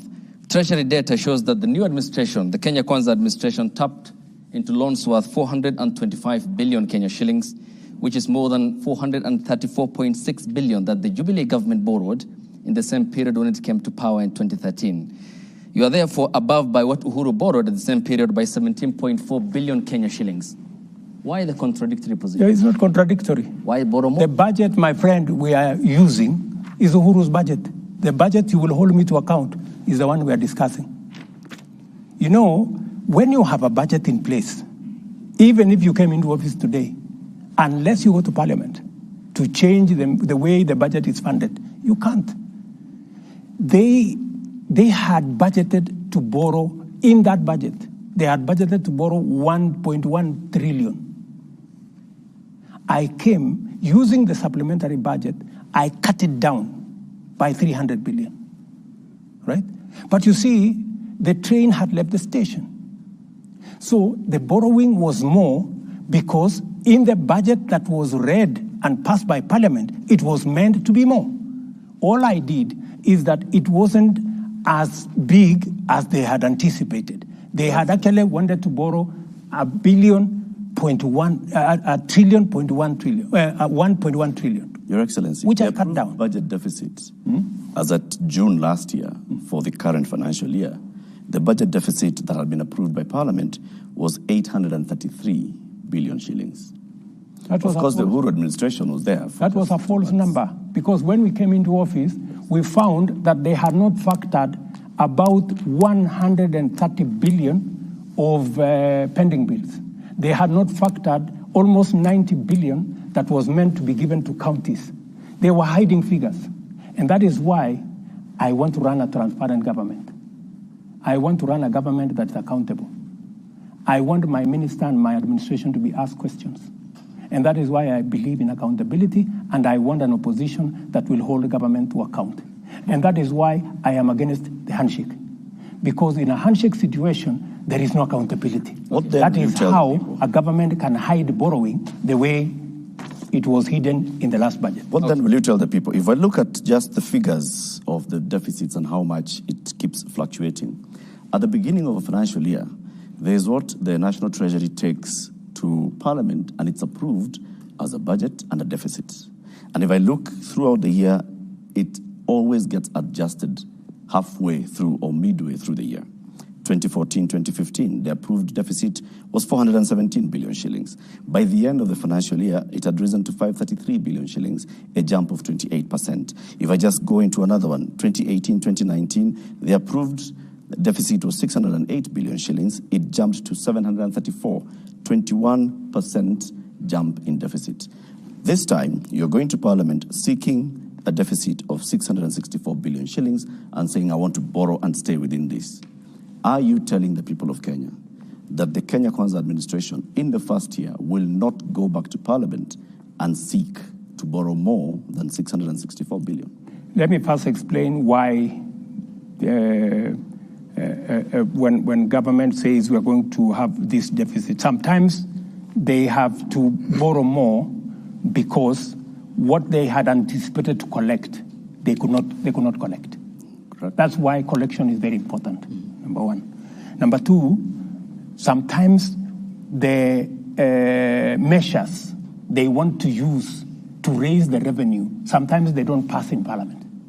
So if a certain measure that was supposed to raise 20 billion does not pass, then you have 20 billion short. Then you have to borrow to cover that 20 billion. So that's why sometimes it has to change. I want to tell you, I will do my very best, by God's grace.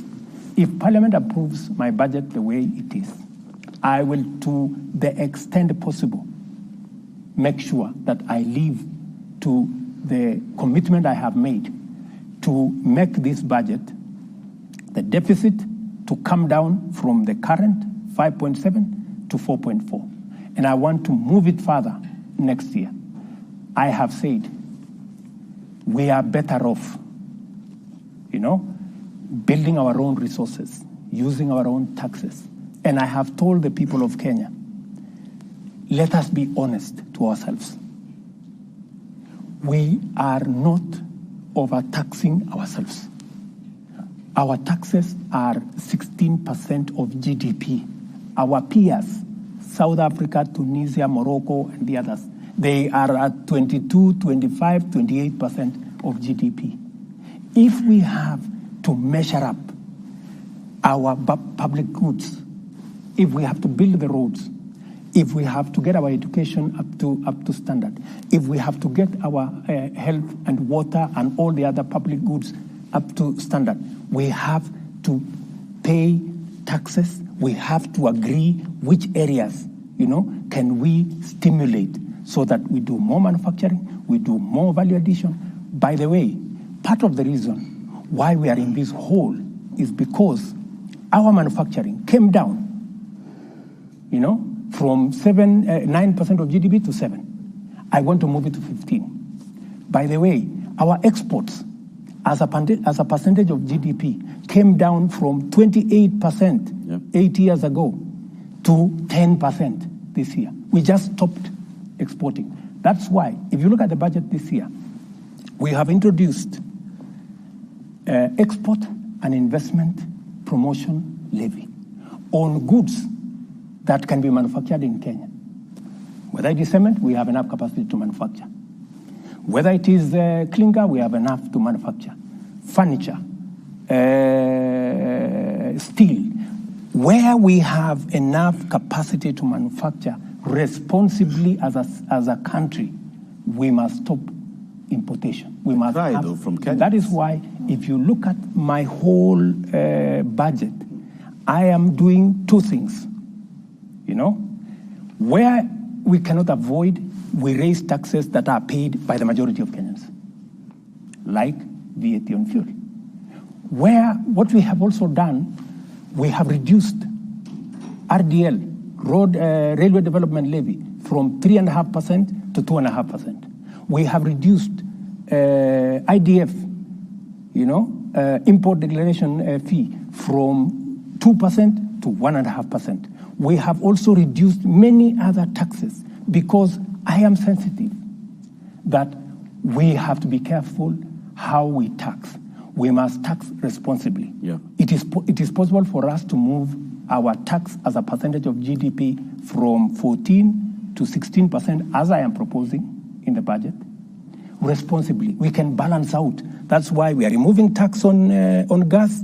We are adding tax here because we want to balance. And we want to make sure that everybody, for example, let me give you another example. We have reinstated before COVID. Turnover tax was 3%. During COVID, yep. it was taken to 1%. We have reinstated it because COVID is behind us. Because we want also the people in the micro and small enterprise space to pay a little bit of tax. This tax cannot be paid for by a few people. We want to spread it. The same thing, we have also enhanced what we call advanced tax. The tax you pay for your car, for my car, for all these vehicles we are driving, from 3,000, which was put in 2010. Now, 12 years later, my friend Latif, we have increased the number of roads. We have increased our bill on roads. We've increased it from 3,000 to 5,000 per year. So these are measures, and so we want everybody to carry a bit of the tax. But we have reduced tax on pharmaceutical manufacture. We have reduced tax on manufacture of building products, building materials, so that we can also grow our Mr. local. President, the main concern also accompanying all this is a concern from Kenyans from what they see the government doing, which is what Lofty had asked earlier, the government appearing to spend excessively. How do you cut back on the excesses of the government? See, your own economic advisor, David Day, has said it publicly. He's gotten into government and he's seeing there's excessive and... David is speaking the truth, and that is why we have cut down on unnecessary expenditure. That's why we were able to reduce the budget by 300 billion. That's why in this year's budget, we've been able to reduce from, instead of borrowing 1.1 trillion like the former regime, we are now going to bring it down to 600, those numbers you read, 660 something. So we are responsible. Okay. You're telling me you increased 90 million that was borrowed by State House. Yes. What used to happen? The office of the deputy president has been shut. So if you have to reinstate the operations of the office of the deputy president, when I was there, what happened? The office was, I was paying from my own pocket fuel for my cars. I was paying for tea in my office. I was paying for allowances for my drivers and everybody. It was not fair. But you see, I respect my deputy. I want my deputy to run his show. And I want my deputy to work in an office that works. My deputy is very busy. Today, he can hardly have time. He is permanently in the office because I have assigned him responsibilities. For example, I assigned him the responsibility of making sure that no Kenyan dies. He was sitting on it with development partners, with other Kenyans, and no Kenyan died because of kukosa chakula. Because when you get people to help you work becomes easier and work becomes better. Mheshimiwa Rais, swali hili la nyongeza ya milioni 93 katika Ikulu mimi nimeliuliza na linafungamana na matumizi haswa ya ugatuzi. Na Wakenya wamejiuliza, haswa Wakenya wa matabaka ya chini na pia viongozi haswa maseneta katika mrengo wa upinzani, kwamba je, Rais, wewe ni adui wa ugatuzi ama unaunga mkono ugatuzi, ikitegemewa kwamba ni maseneta wako ambao waliangusha pendekezo hili la tume ya mgao wa ushuru CRA kuongeza mgao hadi bilioni 4.7 wakapitisha 407. Na katika hali hiyo, je, unaona wewe unaunga mkono ugatuzi? Manake katika Ikulu unaweza ongeza milioni 93 tu katika kipindi cha wiki moja ikipitishwa, lakini fedha kwenda katika kaunti hakuna mpaka zinapunguzwa. Unaunga mkono ugatuzi ama ni adui wa ugatuzi? Mimi ni rafiki mkubwa sana wa ugatuzi. Basi mbona na waulize magavana wetu. Wananielewa vizuri sana. Na nataka nikueleze, nilizungumza na magavana wetu nikawaambia, my friends, siwezi nikaenda nikakopa tukuje tugawane. Hapana, hiyo siwezi kufanya. Hivyo ndio tulikuwa tunataka tufanye. Hapana. Nikawaambia tugawane ile ushuru tumeokota. Ile ya kuenda kwa sababu mwaka uliopita iliisha mwaka kama tuko na deni ya karibu bilioni 90 pesa ya makaunti. Mimi ndio nimekuja kuilipia. Na ni kwa sababu tulijidanganya, tukawaambia tutawapatia pesa kiasi hii. Haikupatikana hiyo pesa. Ikabidi ivuke iende mwaka unaofuata. So mimi nimewaambia safari hii, ndugu zangu, budget nimepunguza borrowing, ile mikopo kutoka karibu trilioni 1 mpaka milioni 600. Kila mmoja wetu akaze mshipi. Yeah? Sisi tutakaza mshipi upande wa serikali ya kitaifa na kila mtu. Na ndio sababu tulikubaliana na wao pesa ambazo tutagawanya kwa counties ni bilioni 385. Kwa hivyo uliwashawishi maseneta wako kuangusha? Sio maseneta, niliwashawishi magavana. Lakini pendekezo ile liliangushwa pale wakati wa kupiga kura. Je, kulikuwa na mkono wako kwamba wale maseneta wanaogemea upande wa Kenya Kwanza waangushe? Wale maseneta ni viongozi. Wako na akili, ndio walichaguliwa. Ile kazi ni kazi yao. Lakini wale wananisaidia kazi ya kuendesha serikali, kwa sababu mimi na wao tulichaguliwa upande mmoja. Mimi na wao tuliuza sera pamoja na wao, kwa sababu ni viongozi wa Kenya Kwanza na wanaelewa mpango wetu na wanaelewa budget yetu na wanaelewa kiasi ya pesa tulioko nayo.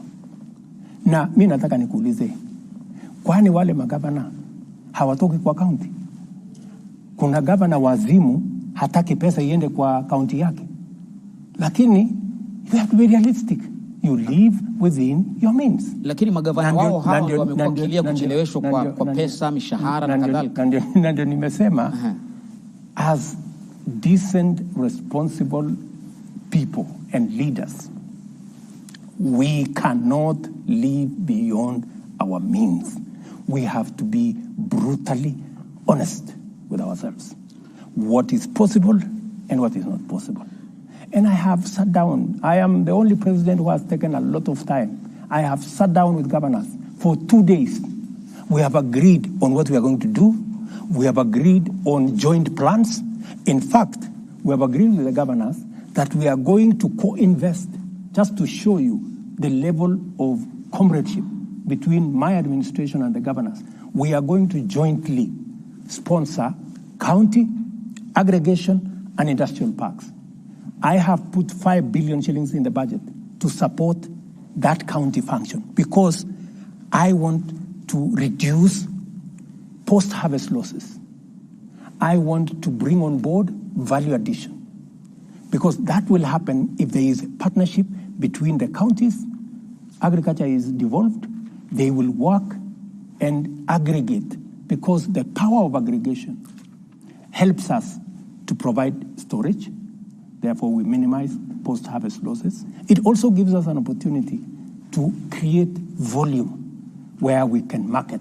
And number 3, it gives us an ecosystem for us to value add so that we can take it forward. And by the way, in those, just let me finish. In those county aggregation and industrial parks, we have also linked them to commodity exchange and warehouse receipting, so that counties can be linked.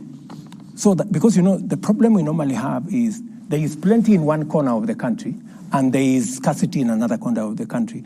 And in between, there is no mechanism of how do you make sure that you close the gap between where you approach. In another corner, food is going to waste because it is too much and it cannot be absorbed. On another corner, people are dying or people are hungry because they didn't have food. So commodity exchange and warehouse receipting is going to link the county aggregation and industrial. I have a direct question on that, Mr. President.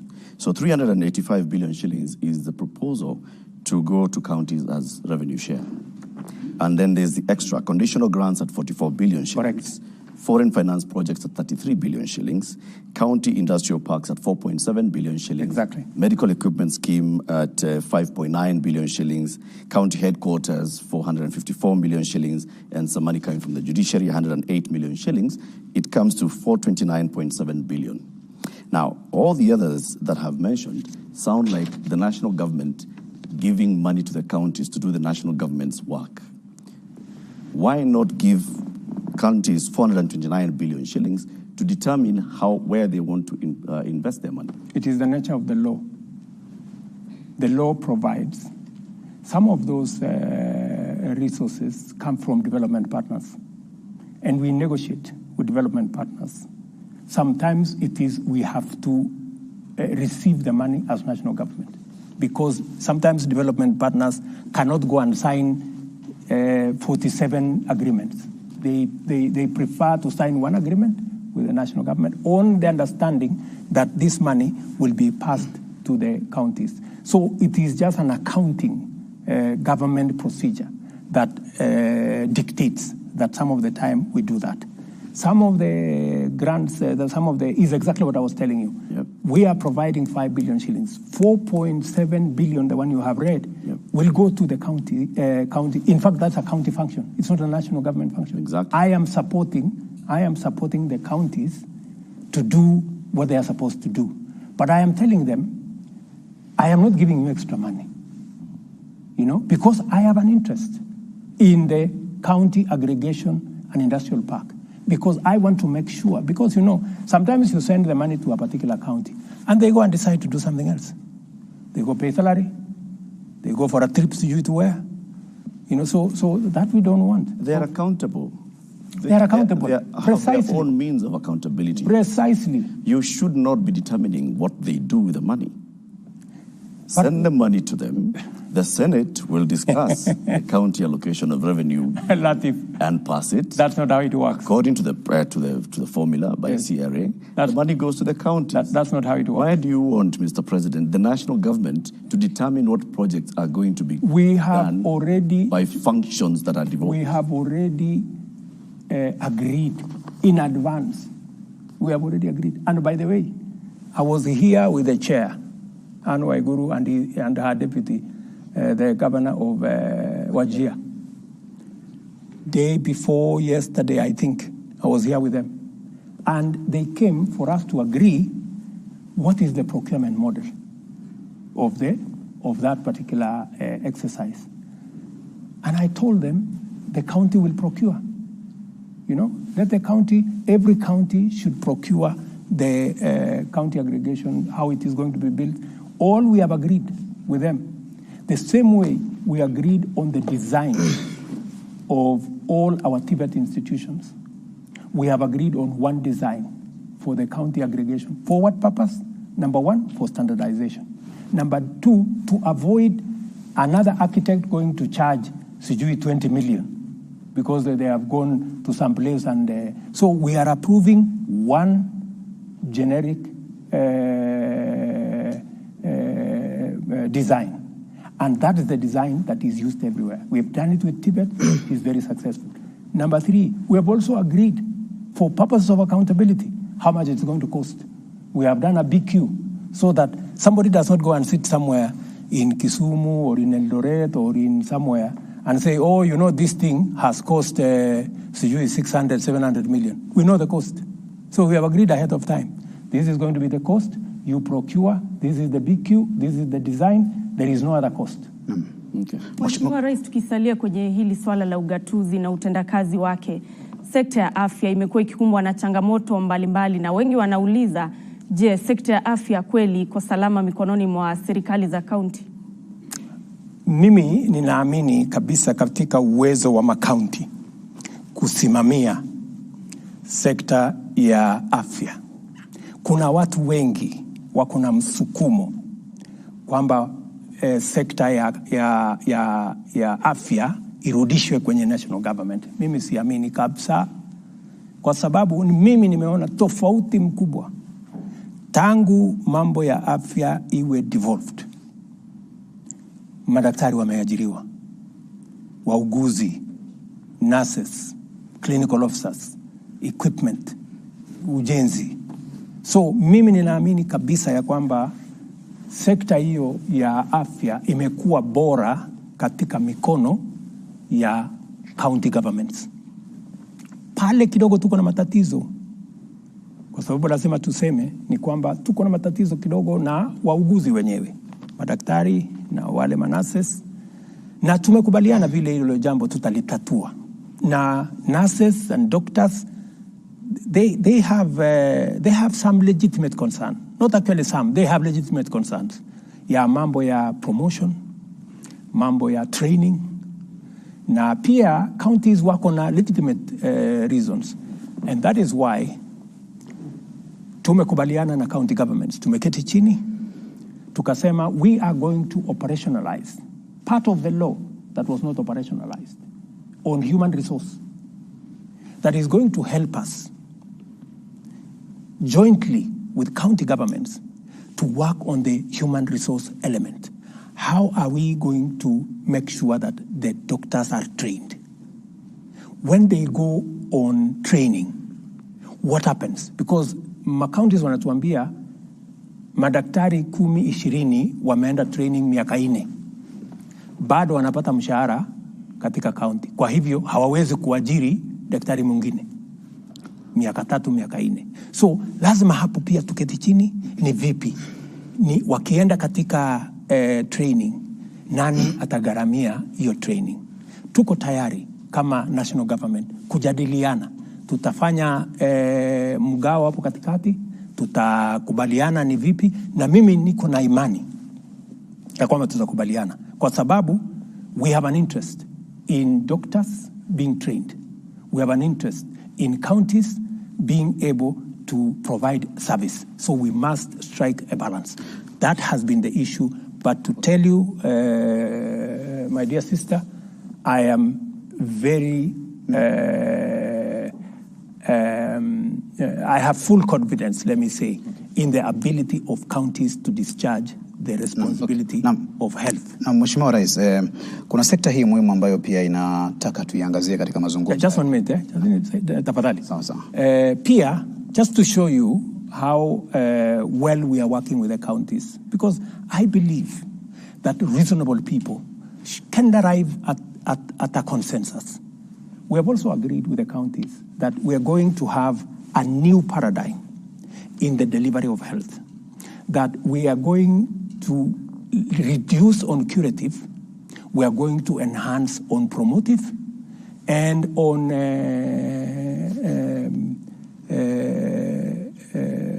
preventive. Those two, on preventive and promotive. And that's why we have agreed with them that jointly between the national government and the county government, under the new plan that I am pushing, we are going to change what we call today community health volunteers. We're going to change them to community health promoters so that we can pay them a stipend and we can also equip them. We are currently procuring about maybe 2-3 billion worth of equipment for community health promoters. These are close to 100,000 people in Kenya. Okay. And we are going to allocate every community health promoter about 100 homes. So permanently, home to home. They will be visiting, wako na kitu ya kumesha pressure, ya kumesha sukari, ya kupima kila kitu. You don't have to go to hospital. Na mambo ataanza kukueleza hapa kuna matatizo. Okay. Tafadhali enda hospitali, enda pale dispensary. Okay, so we are changing, and I am very happy with the partnership we have with the country. Excellency, in relation to that, and my colleague will come in on another note. There is a brewing scandal at the Kenya Medical Supplies Agency, KEMSA. And this is in relation to the bungling of the Global Fund, which is about 3.7 billion Kenya shillings. We understand that the donors are unhappy because of the flaws in the procurement process. And there seems to be systemic corruption that we aren't talking about. And to an extent, you mentioned that during your campaigns of the scandal at the KEMSA, which is the Kenya Medical Supplies Agency. What then will your government do? Because you have talked about the hospitals, the facilities, and the personnel, but there needs to be the medication that will come from this agency. How will you address the problem of corruption at KEMSA? Watch this space. What you have said is correct. So, and I am doing something about it. I don't want to speak about it now. We'll see results then? Yes, you will see results. Mr. President, I want to give you my commitment. I will clean up KEMSA. Whatever it takes. Mr. President, whatever it costs, I will clean it up. Related to that, what is your philosophy really about corruption in the country? Do you think it's a big problem? And the high-profile people who had cases before you came to power, and we've seen the Directorate of Public Prosecutions dropping their cases. From where you sit, do you feel they are innocent?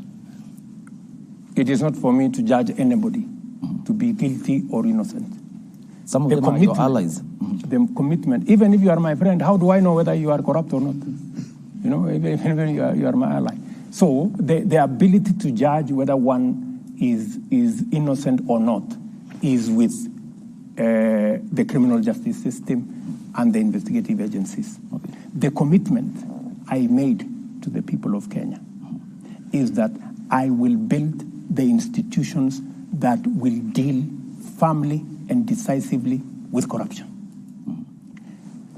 It is not going to go away in one day. We will have to put up a real fight. And as I do it at a personal level, we have to support the institutions that will help us deal with it as a way of ensuring sustainability. That is why I said the financial independence of the DCI, of the police, of the investigative agencies must get out of the office of the president. Let them run their budget, investigate whoever they want. And I have been very clear to the DPP, I have been very clear to my friends at EACC not to call me on any matter. And I also promised them I will not call them on any matter. Let them prosecute everybody that they want to prosecute. There were days that because somebody is senior or the president has to be informed, I told them I don't want to be informed. If somebody has been found guilty of anything, they should be dealt with in accordance with the law. Let me also tell you, it is the same reason that I am enhancing the budget for the judiciary, because I want the judiciary to appropriate their responsibility and mandate to deal with corruption firmly, decisively, but also in a timely manner, so that we don't have corruption cases running for 3, 4, 5, 10 years. They must be dealt with expeditiously. And that is the clarity that I have made to the judiciary, that we respect their independence. The Chief Justice is free to call me whenever she has called me a few times to discuss with me. She wants additional charges. I pushed to Parliament that let us have an additional 70 charges. Parliament went and reduced it to, I think, 50, which is okay. It's a good start, because I think we need more men and women in the judiciary to adjudicate on all cases, including corruption cases. She came to me about the budget. We came and discussed with her the areas they wanted in the budget. They wanted this small claims court, We provided the funding for it. The first ones in Nairobi, we gave them the resources to make sure that they begin the small claims court and another hustler court. It's a smaller court. I don't know whether I'm saying the right one, but that one. Because she said she wants to do bottom up. Small claims court. You explained. Small claims, yeah. So claims we provided the resources for it. She came back to me and told me she wants to complete. I think they have about 20 different buildings in different places for courts around the country. That's why I have put money, because that's why I have given them an extra 4 billion shillings, because it is my commitment that we should build the capacity of the judiciary to be able to handle cases. We should build the capacity of the DCI. We should build the capacity of the EACC so that they can do their job. I cannot do everything. I'm a human being. That's true, Your Excellency. With the capacity also comes responsibility. Yes. Those officers that you've mentioned are the ones that have been involved in what we can call the debacle about dropping of cases. The DPP goes to court and says, I was expecting the DCI to give me more information. The DCI has not given me more information, so I have nothing to take this case forward. The controller of budget went to Parliament, and she actually also spoke about what happened with regards to the Telecom Kenya payment. Now, these are officers who they're independent constitutionally, but they have sworn an oath of office on how to do their job. Do you think they ought to take responsibility for these actions, for taking somebody to court over 8 years, no prosecution proceeds, and then a case is dropped on account of, I do not have evidence? They are the best placed to answer those questions. And they should answer those questions.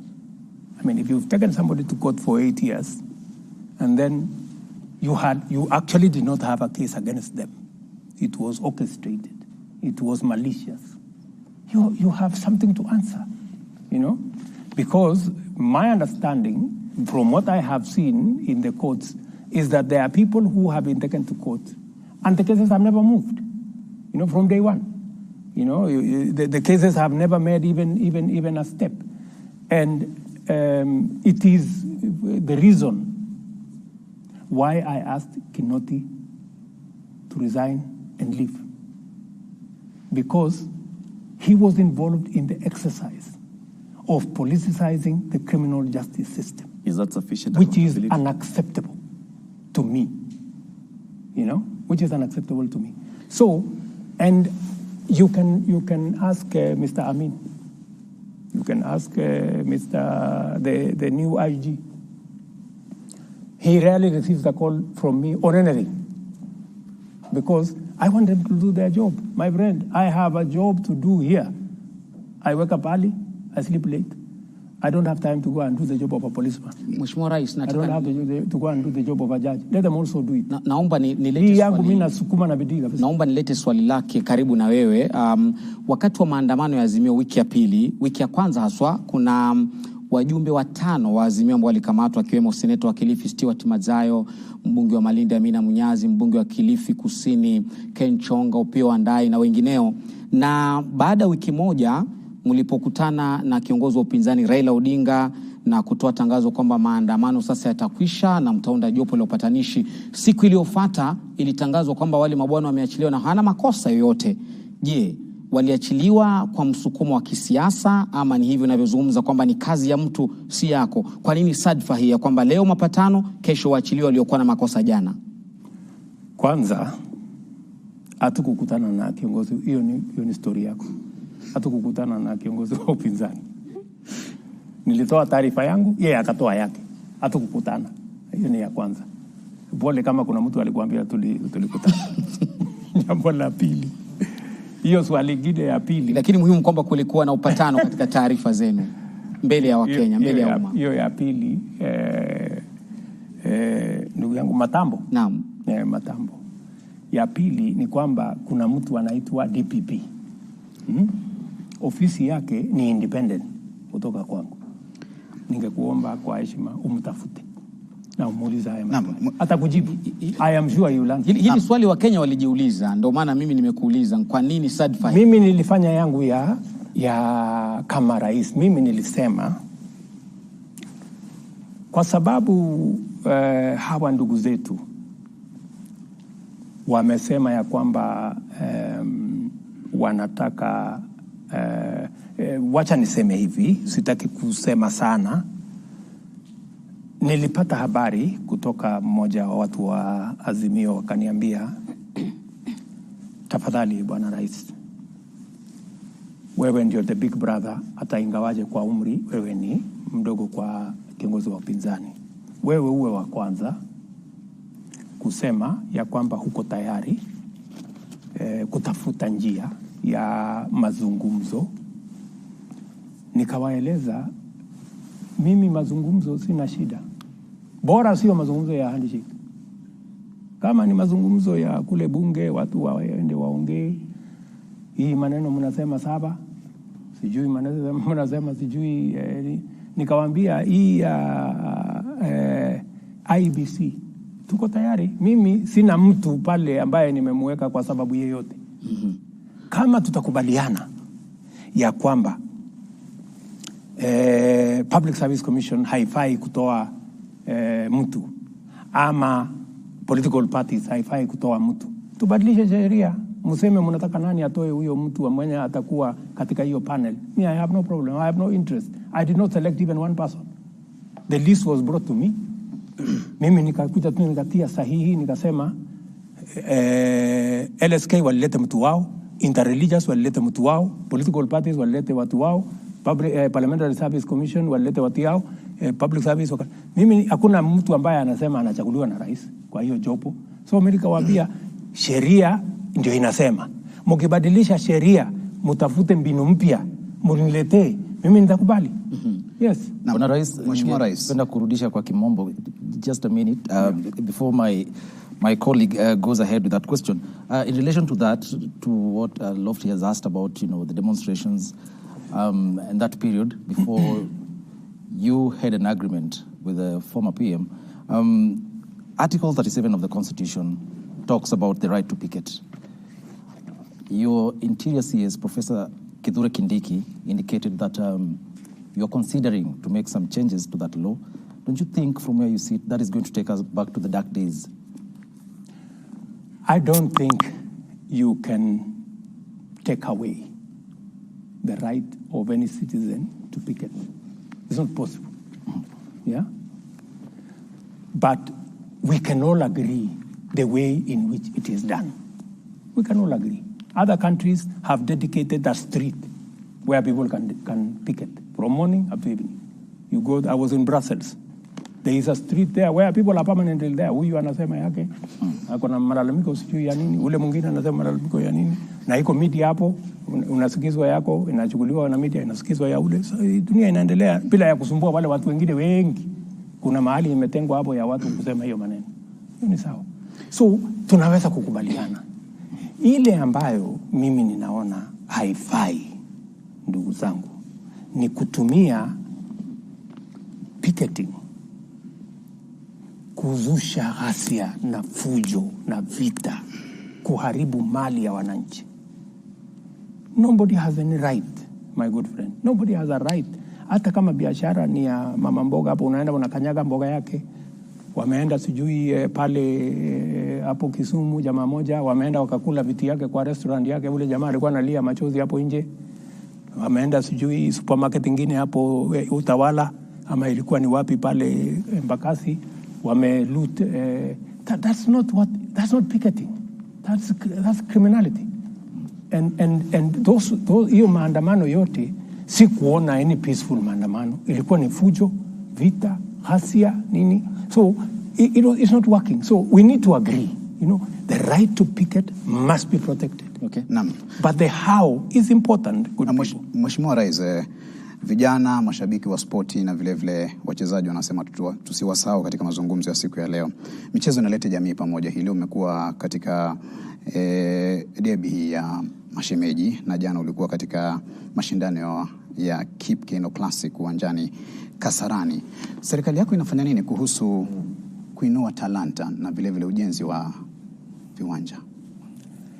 Kesho kwa mfano nitapokea habari ya ile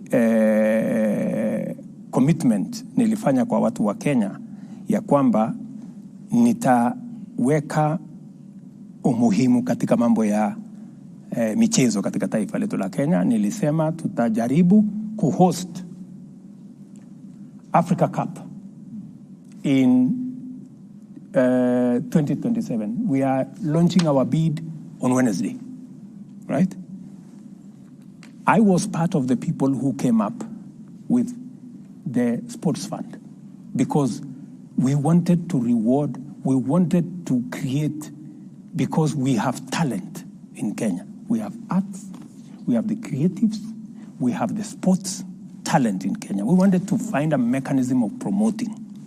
That is why mimi nimelaumiwa sana. Wewe ulisema nini? Stadium. Wewe ulisema stadium. Sasa mtaniuliza mambo ya stadium na nitawajibu because I am now in charge. Tupe jibu. Na niko na mpango, nimemwambia Babu na Mwamba atengeneze master plan. You will see a big difference. Okay. Yeah? And already we are doing something about our stadia, right? So we are going to invest in the infrastructure. We are also going to invest in the training. We are also going to invest in the positive profiling of sports. When I came into office, the first thing I did, I told Babu na Mwamba, enda mpaka utafute watu wa FIFA mahali waliko. We cannot continue to have our country banned by FIFA. And within 4 months, ban yenye ilikuwa hapa for 2 years, we removed it. Today, we have come back. I also told Babu na Mwamba, we were almost being banned, mambo ya athletics, kwa sababu ya mambo ya doping. We have invested $5 million, almost 600 million shillings, to make sure that we have the ecosystem to test our athletes. I think they do it now almost every week, to make sure that doping is not part of our sports. So I am very clear on where I want to take sports. In fact, you heard me announce that we are going to have a bottom-up tournament from the world. Yenye tutafanya finals tarehe 12 December, because we want to grow sports. I have also said, Abdi, that how do we positively profile, kwa sababu watu walikuwa wametoroka hata kwenda kiwanjani. Yeah? So I am now going to work with KBC. I am going to talk to CA. I am going to talk to various sponsors so that we bring back the televising of all our sports, of our tournaments, of our league, and provide additional resources so that we create the unity, as my good brother here has said. All right. Sports brings us together. Okay, thank you, Mr. President. And allow me to take you back to the event in Nyandarua County yesterday. You were deputy. We were talking about taxes. Okay, of course we did. Yes. And not about taxes in relation to that. Okay. Because it's still about running of a government. Yes. Your deputy is on record in equating Kenya to a shareholding company. Yesterday he talked about state appointments, and he talked about it while you were there. I don't want to quote him verbatim. In regards to state appointments that you make as the commander-in-chief and the symbol of national unity, is it a right for others and a privilege for the rest, yet your government expects all Kenyans to pay taxes? It is a right for every Kenyan. What do you say about the sentiment by your deputy? My deputy is a very eloquent person. It doesn't matter the eloquence. I suggest... Is Kenya a shareholding company? I suggest you go and ask him those questions. Okay. He's a very capable Kenyan. All right. It's straightforward question. And I am sure he will not shy away. Okay. He knows how to handle those questions. And but I can give you my commitment. Mr. President, let me just pause you. You will proceed. I'll give you the time. You will answer me. Okay. Allow me to ask you the question. Abdi. The presidency is a symbol of national unity. Correct. You all represent us, isn't it? Absolutely. What's your view? Is Kenya a shareholding company, or as the Constitution establishes, a secular state where we are all equal before the law? all Kenyans are equal before the law. When it comes to political appointments, right? Everywhere in the world, you know, there are certain considerations you make. There are people who support you, and they have legitimate expectation. That's why they support you. So, when you're making those appointments, you have to consider national balance. You have also to consider your support base. It happens everywhere. Let me tell you, some people take it to the extreme. You can never accuse me or this administration that I have taken my daughter or my son or my relative and made them an MP or made them a minister or made them something. I will not do that. Yeah, I will not do that. Our competitors do that. They go take their children, they take them here, they take them there, they take them. That I will not do.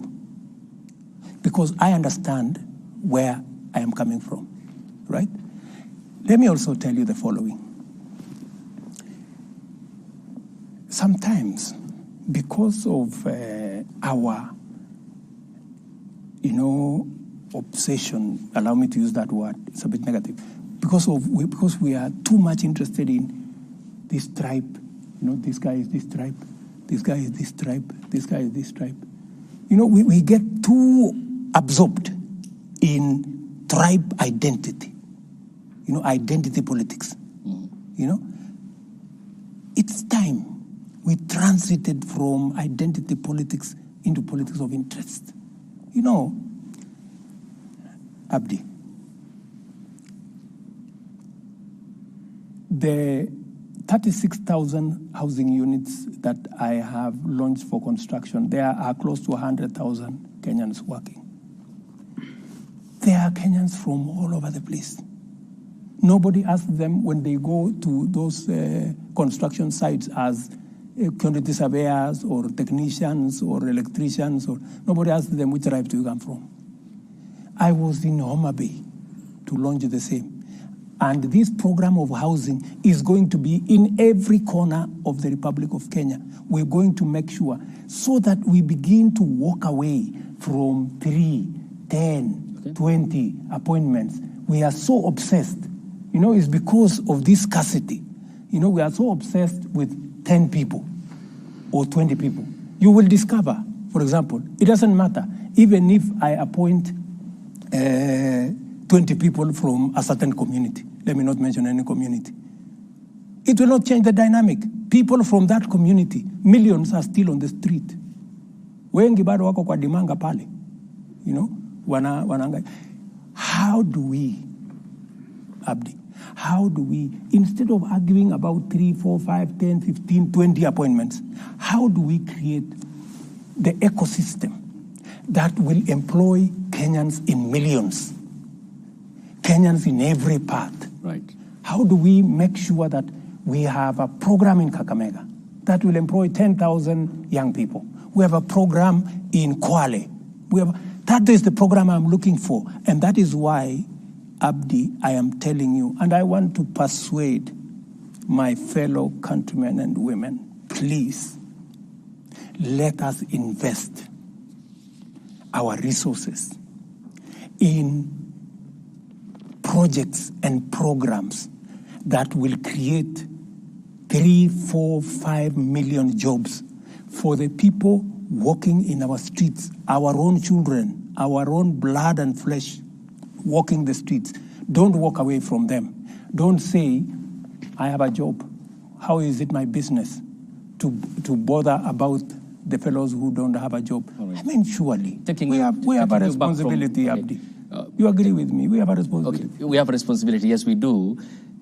Taking you back from that housing element, you have parachuted into that. Yeah. And it seems to be it's because I am very passionate about it. Seems to be because I see an opportunity for this country to change. Thank you. It seems though it looks like a semantic evasion. Final question on this. Yes. Because it's still on appointments. You said the expectation from those who supported you during the campaigns, and you have to place them somewhere in your government. Good example. hypothetically, we are seated here. Ayub was your supporter, say, for example, during the campaigns. Ayub was supporter. I supported you, your campaigns, by financing, but I have no qualifications. Eric Latif didn't support you, but is a Kenyan like me who expects to serve his country. He has the qualifications. He has the merit, for example, let's say. Between me and Eric in your government, who will you pick? I will pick Eric. But that is not the case in many aspects. That is the case. It isn't. That is the case. You have made political appointees. That is the case. Awarding competency. And I appointed General Ogola. General Ogola is among the people who went to bomb us to try and overturn my victory. Do you know that? But because when I looked at his CV, he was the best person to be general. I called him and I sat him down. I told him, my friend, you went to bomb us to try and overturn my victory. But because you are the best person to be general, I'm going to give you the job. That is how it works with me. That's why I told you, if a person has the qualification, if he is the best for the job, I will give him the job. But that is the military. There's a code of conduct for the military and how politics works in Kenya, Mr. President. Let me tell you, my friend, I had the opportunity. I could have appointed anybody. I had, I think, 10 choices. I didn't have to. You know, there are people who say, oh, you know, William Ruto appointed Ogola because he was the deputy CDF. That's not the case. I made the decision consciously. And I made the decision against the advice of many people. Many people told me, you should not give this, you should not reward this kind of behavior. Okay. But, you know, I also must be sensitive. What exercised my mind?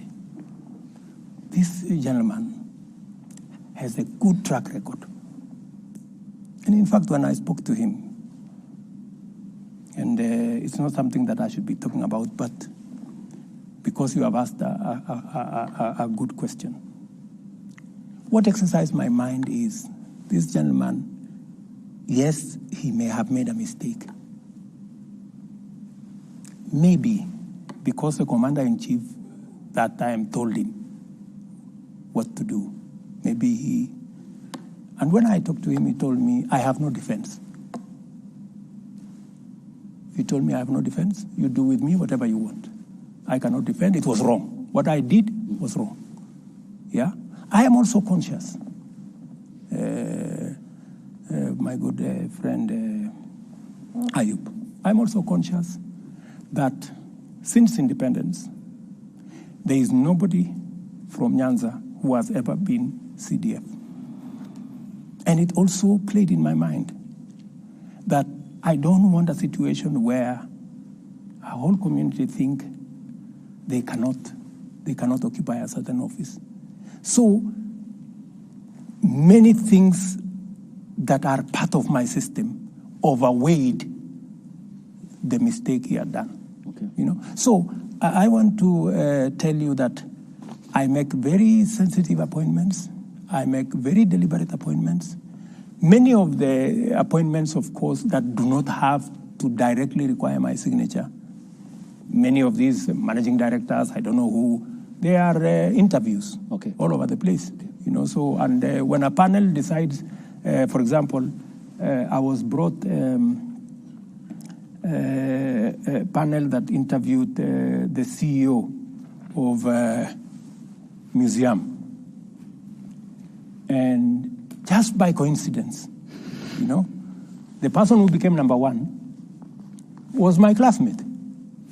And I never even asked anybody to assist her. So when it came to me, I told my friend, you know, if she's the best, she was a lady. Okay, so it's safe to assume that according to the president of Kenya, Kenya is a country where all Kenyans are equal before the law. But interestingly, according to his deputy president, it's a shareholding company in which political appointees ought to be the priority for the government. I think you should not take the sentiments of my deputy out of context. What was the context? I think it is fair if you can arrange an interview with him so that you can contextualize, you know, because now we are discussing him, me and you, and he's not here. Not him per se, Mr. President. No, because that's what it is. Okay, not him per se, Mr. President. We are discussing what he said. he's not the subject here, but okay. Let me put it this way. Let me paraphrase the question. What's your interpretation of what a shareholding company means? What do you understand by it?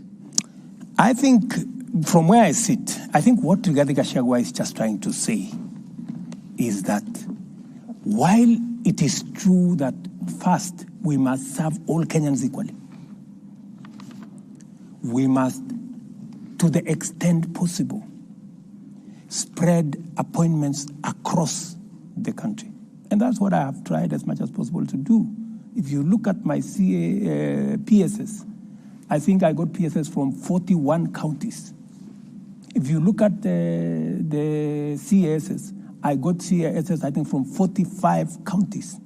Every county has a CAS in my administration, even the ones who voted for my opponent. I put them. If it was the philosophy of my deputy, they wouldn't be shareholders, and therefore they wouldn't qualify. But you know, there is an extent to which you must nationalize, you know. Many people thought, for example, the Hustler Fund. Many people thought, oh, you know, this is just going to be for the people who voted for Kenya Kwanza. It is not. Look at the distribution of the Hustler Fund. Every county in the Republic of Kenya equally. You know, you don't have to know nobody. You don't have to know your MP. You don't have to speak to nobody. It is your phone and Hustler Fund. You have your money, you move on. So that is, and precisely, my good brother Ayub, precisely what I was saying.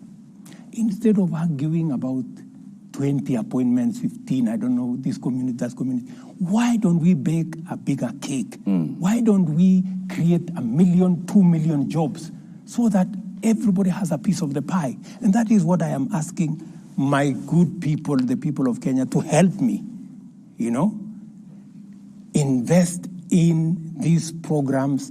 Let us pay our taxes. Let us contribute to the housing fund. Let us, those of us who have a job, let us not hold those who are without a job in contempt. They have not committed any crime. They are not lesser human beings. It is just that they don't have the opportunity me and you have. Let us do something about them also feeling part. Mheshimiwa, kabla mwelekezi wetu ama kiongozi wetu kumalizia, naomba tukate mzizi wa fitina kwa swali lake Ayub. Kwa hivyo sasa hivi unaweza kuambia Wakenya kwamba matamshi ya naibu wako unayakana na kuyakashifu kwamba serikali yako si kampuni ya hisa. Haya ni mambo yako. Kwa hivyo unamuunga mkono basi. Haya ni mambo yako. Tuambie. Nimewaambia, you know, yule bwana ni mtu mwenye ako na anaweza kujieleza. Mbona nyinyi mnakuja kumleta hapa, kumleta kwa mjadala hapa? Mumemuuliza yeye akakataa kuwaona. Tumeleta maneno yake. Mbona mnaleta maneno yake na ni mtu mzima? Kwa sababu ako na akili timamu. Wewe ndio kiongozi wa serikali. Mbona msiende nimewaeleza msimamo wa serikali ya Kenya. Sasa ile imebaki, mtafute, anaitwa Rigiji. Mtafute. Excellency, we'll be concluding our conversation this evening, and thank you very much for giving us this time. But we have to conclude with a conversation about the future generations. Yes. Article 53 of the Constitution, every child in Kenya has a right to free and compulsory basic education. The junior secondary school pupils went to school on the 30th of January, and they closed at the end of April. And by the time they were closing, many of them had not received sufficient teachers. Many had not received books. So, by and large, learning did not take place for an entire term. They are opened for the second term. They still have a shortage of teachers. They still have a shortage of books. It has been said that the JSS and the transition of CBC from primary level to the middle level is being bungled.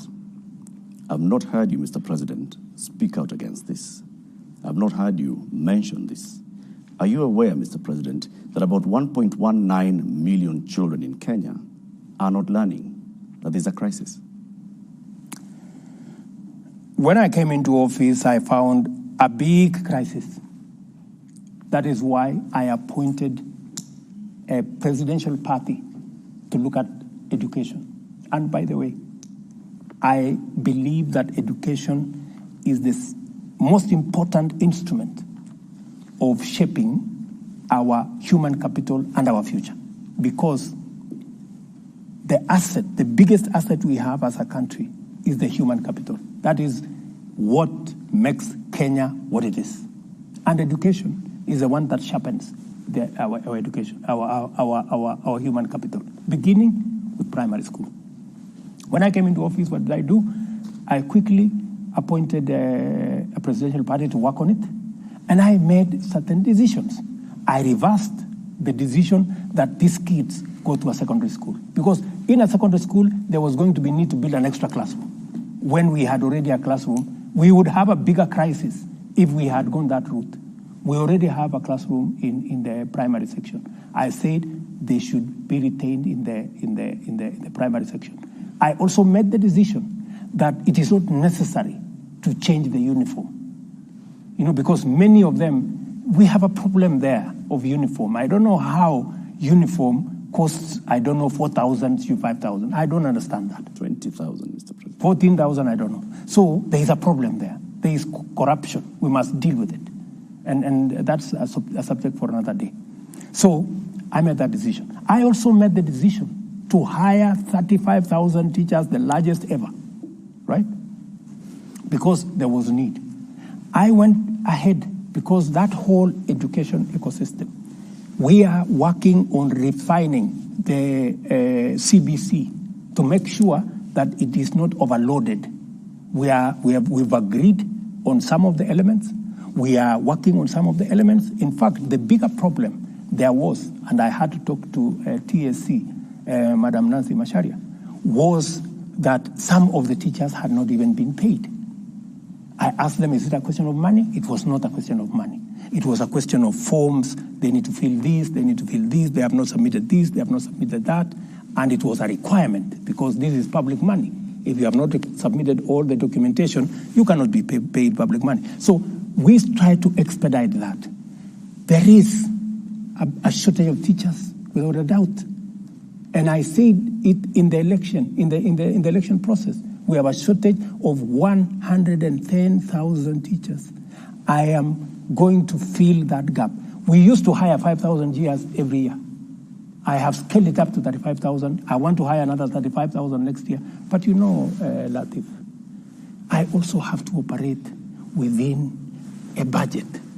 I need the resources. Yep. When I try to raise the money, you guys make noise at me. Unaongeza ushuru. Na wewe ndio huyu unataka watoto wasome. Hakuna walimu. Wapi walimu, Bwana President?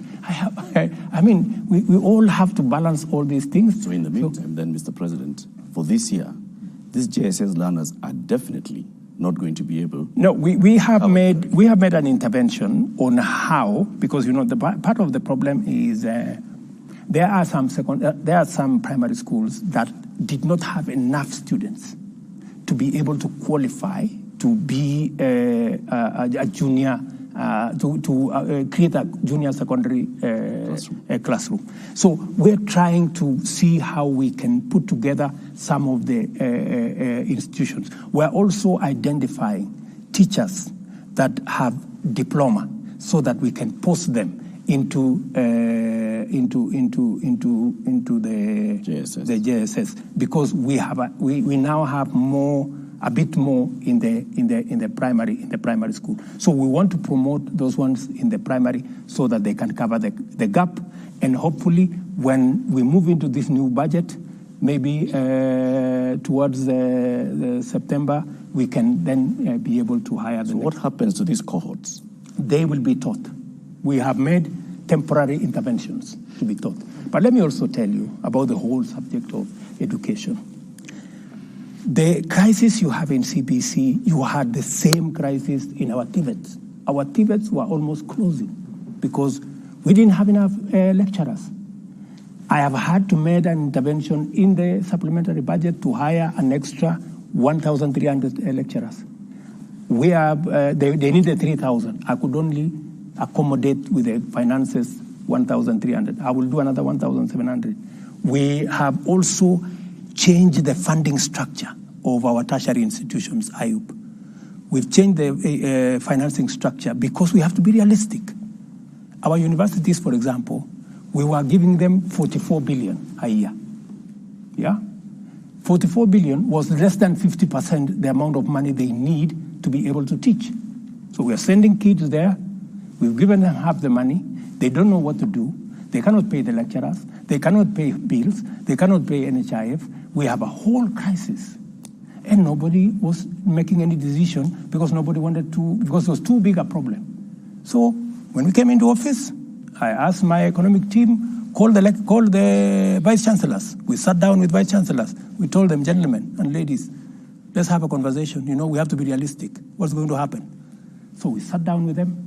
We sat down with the presidential party. I have had like maybe 8 meetings, 2 or 3 hours in my office here on that one subject. Finally, we came up with a funding model, yeah, where 30% of the students, especially those who come from families, about 45,000 students, scholarship fully paid, you know.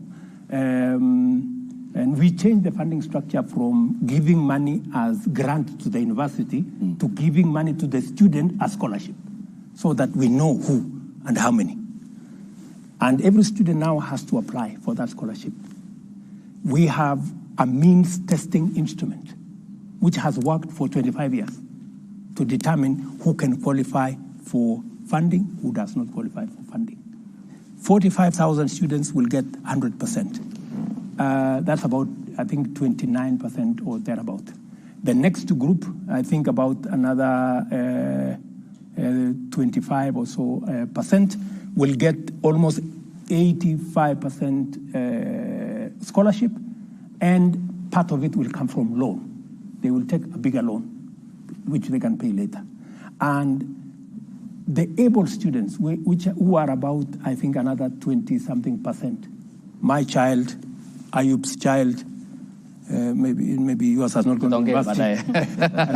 And I mean, those are our kids who go to these academies where we pay 300,000, 200,000. We've now said they must pay a little bit fees in the university, between 20,000 and 40,000 a year. And we've moved the funding from 44 billion to 82 billion every year. The celebration that was here by the vice chancellors was amazing, because they've always wanted to have this conversation. Nobody was willing to listen to them. We have moved the funding for our Tibet from 5.2 billion shillings to 10 billion. We will be sure that our kids will go to university, and they will be taught. The lecturers will be paid. The emoluments and all the other things will be paid, and we have it on a sound footing. I can tell the country from where I sit, the mess we found in primary school, in our Tibet, in the universities, is sorted. And what is more, I started the agenda of Open University when I was Minister for Higher Education. When I left, it stalled.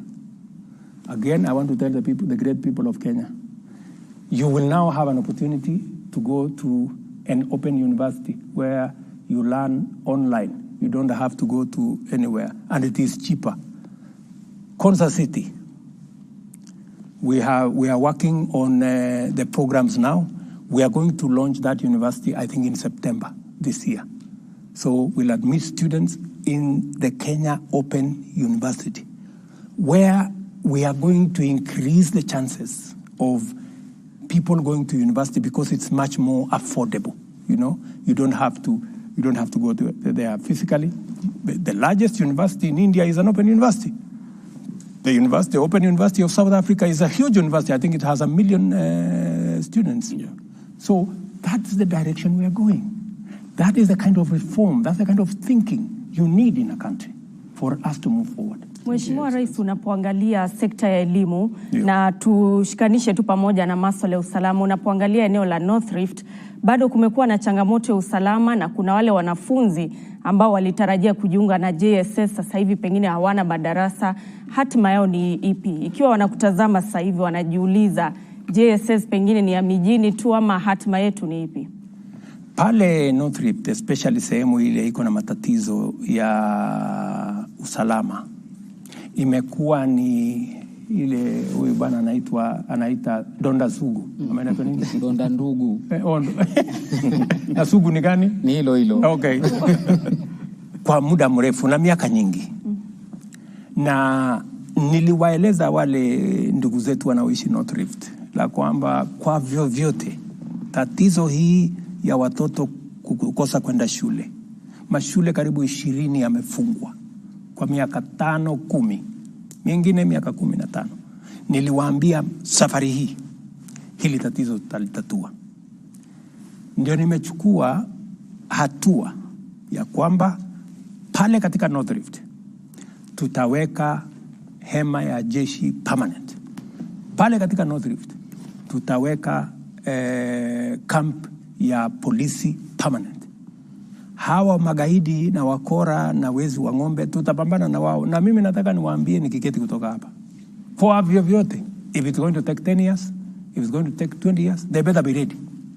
Because this story of kids not going to school must come to an end. Mimi nimetoa pesa karibu milioni 100, nimepatia jeshi waende wajenge hizo mashule zote ambazo zilivunjwa na hawa wakora, ili tuwarudishe watoto wetu. I'm going to get a report next week. I spoke to actually Machogu this morning. I'm going to get a report next week. Mahali wanajeshi wetu wamefikisha, because our kids must go back to school and we are going to deal with the challenge of insecurity in the North Rift, whatever it takes. And I have made that commitment as the President of Kenya that North Rift we must get rid of this insecurity in North Rift, because North Rift once and for all. Yes. Naomba mheshimiwa tumambua time imeisha. Muuliza swali la mwisho. Naomba tu kuongeza bizari kwenye swali lake Nancy la masuala ya Baringo. Naam. Okay.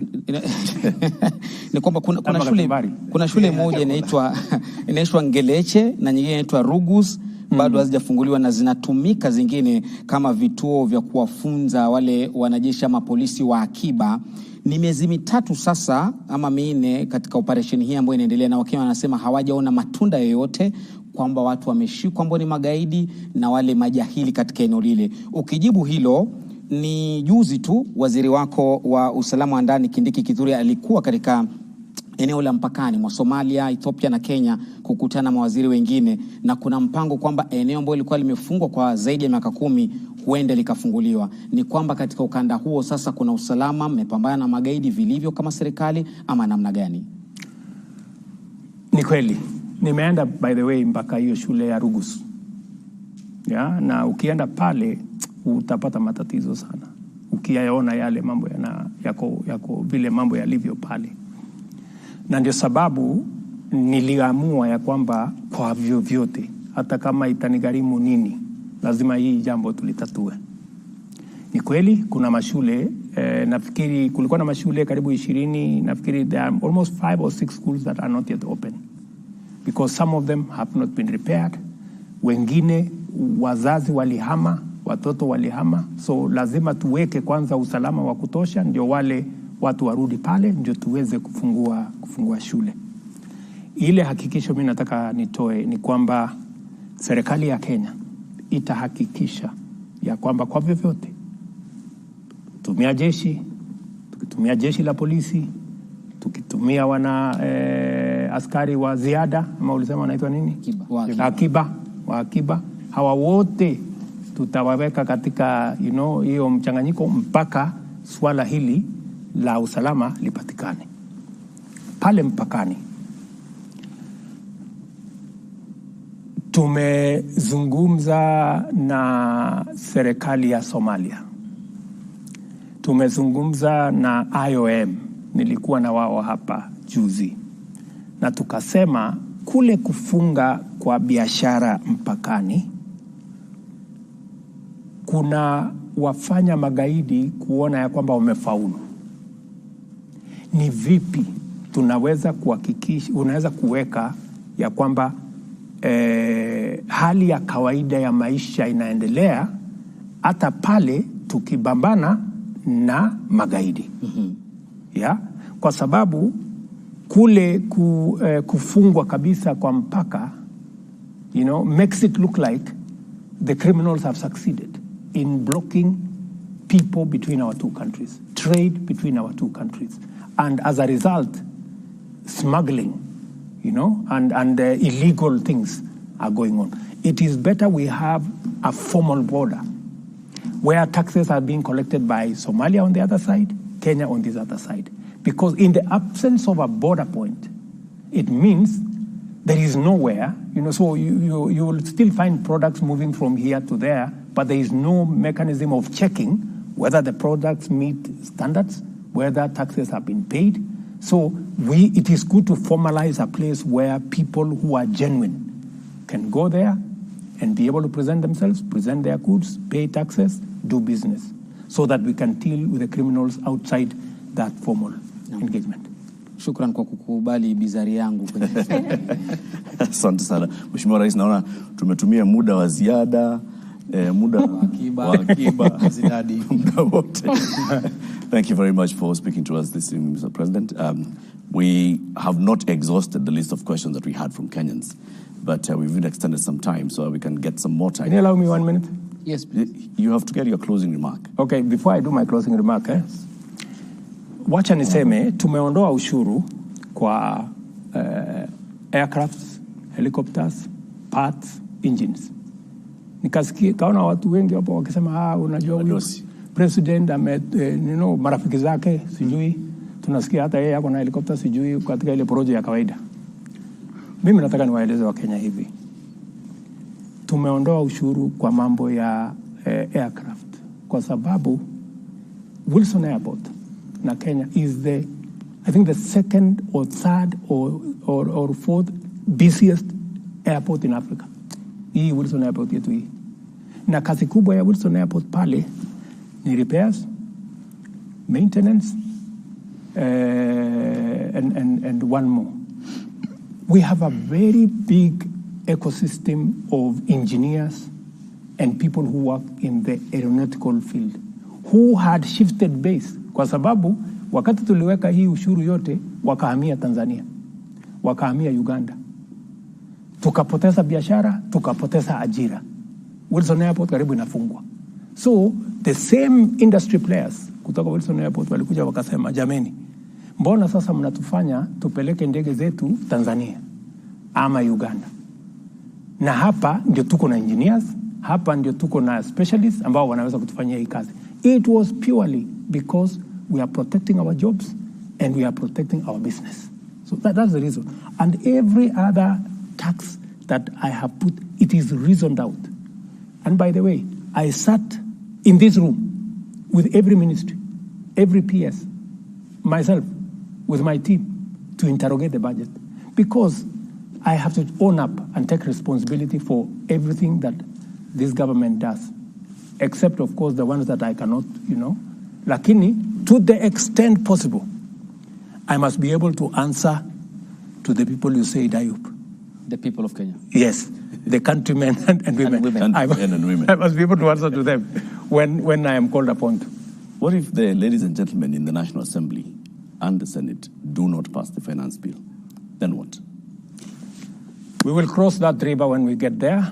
But I think I have made, and I will continue to make, a persuasive argument. I believe in engagement. I believe in working with people. That's why I'm taking time to explain myself. I don't think there is any other president who has explained himself the way I do, because I want to persuade the people of Kenya. I don't want to impose things on people. I want them to understand.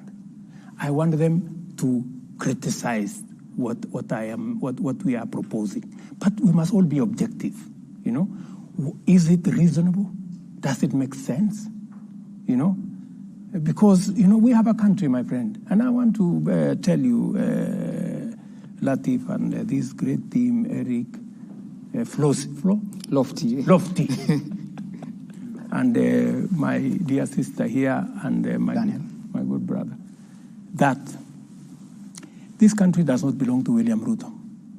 It doesn't belong to the president. It doesn't belong to anybody. It belongs to all of us. We are here.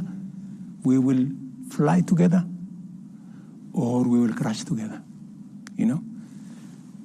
By God's grace, I am the leader today. You know, and I owe it to the people of Kenya and God, who I swore by the Bible to do the right thing for this nation. I must make a contribution. It is not always that you get an opportunity like the one I have to make a difference in a nation. And I want to be understood that whatever we are proposing, we want the best for our country. From where I sit, I understand many people criticize, wewe nani alikuambia ati tunahitaji manyumba? Wewe wacha hizo. You know, like for example, this fertilizer thing. Allow me this 1 minute. So farmers were saying, we have used DAP fertilizer for all the years. You know, we will not accept any other fertilizer.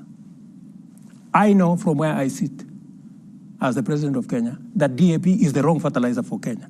Yet the farmers are asking for it. Did you want me to supply DAP fertilizer to them because they have asked? I said no. I told them, we are not going to use DAP fertilizer, even though you are asking for it. We are going to give you the right fertilizer. It is called NPK, and that's what we are going to supply.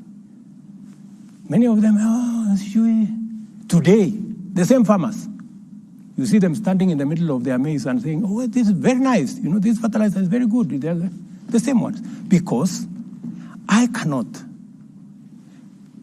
do the wrong thing because people are asking for it. No, I have to do the right thing. You know, I better be criticized. I better be but I must do the right thing. And precisely why I am telling my countrymen and women, let us have a positive, honest conversation. We want to change our country. It's going to take all of us to change our country. Let us not say, because I am in a privileged position, it's not my business. It's not my responsibility. How is it my business? I mean, that's not how to belong to a nation. You know, a nation, a society is measured by the quality of goods that are available to everybody. It is not measured by what the rich have. No, it is measured by what everybody can access.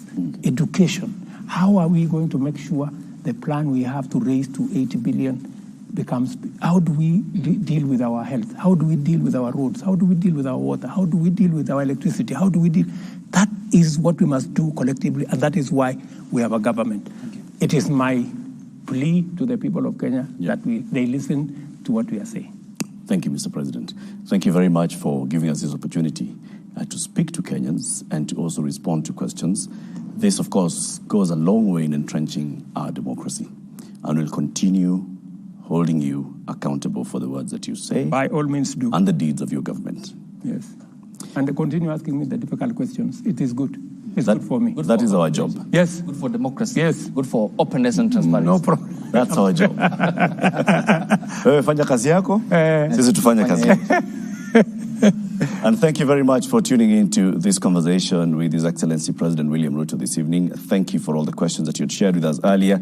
Unfortunately, we were not able to pose all the questions, but we hope that you've gotten sufficient answers to the questions that we have asked and the answers that the President has given. Asanteni sana. This has been a joint broadcast of several media houses. Have a good evening.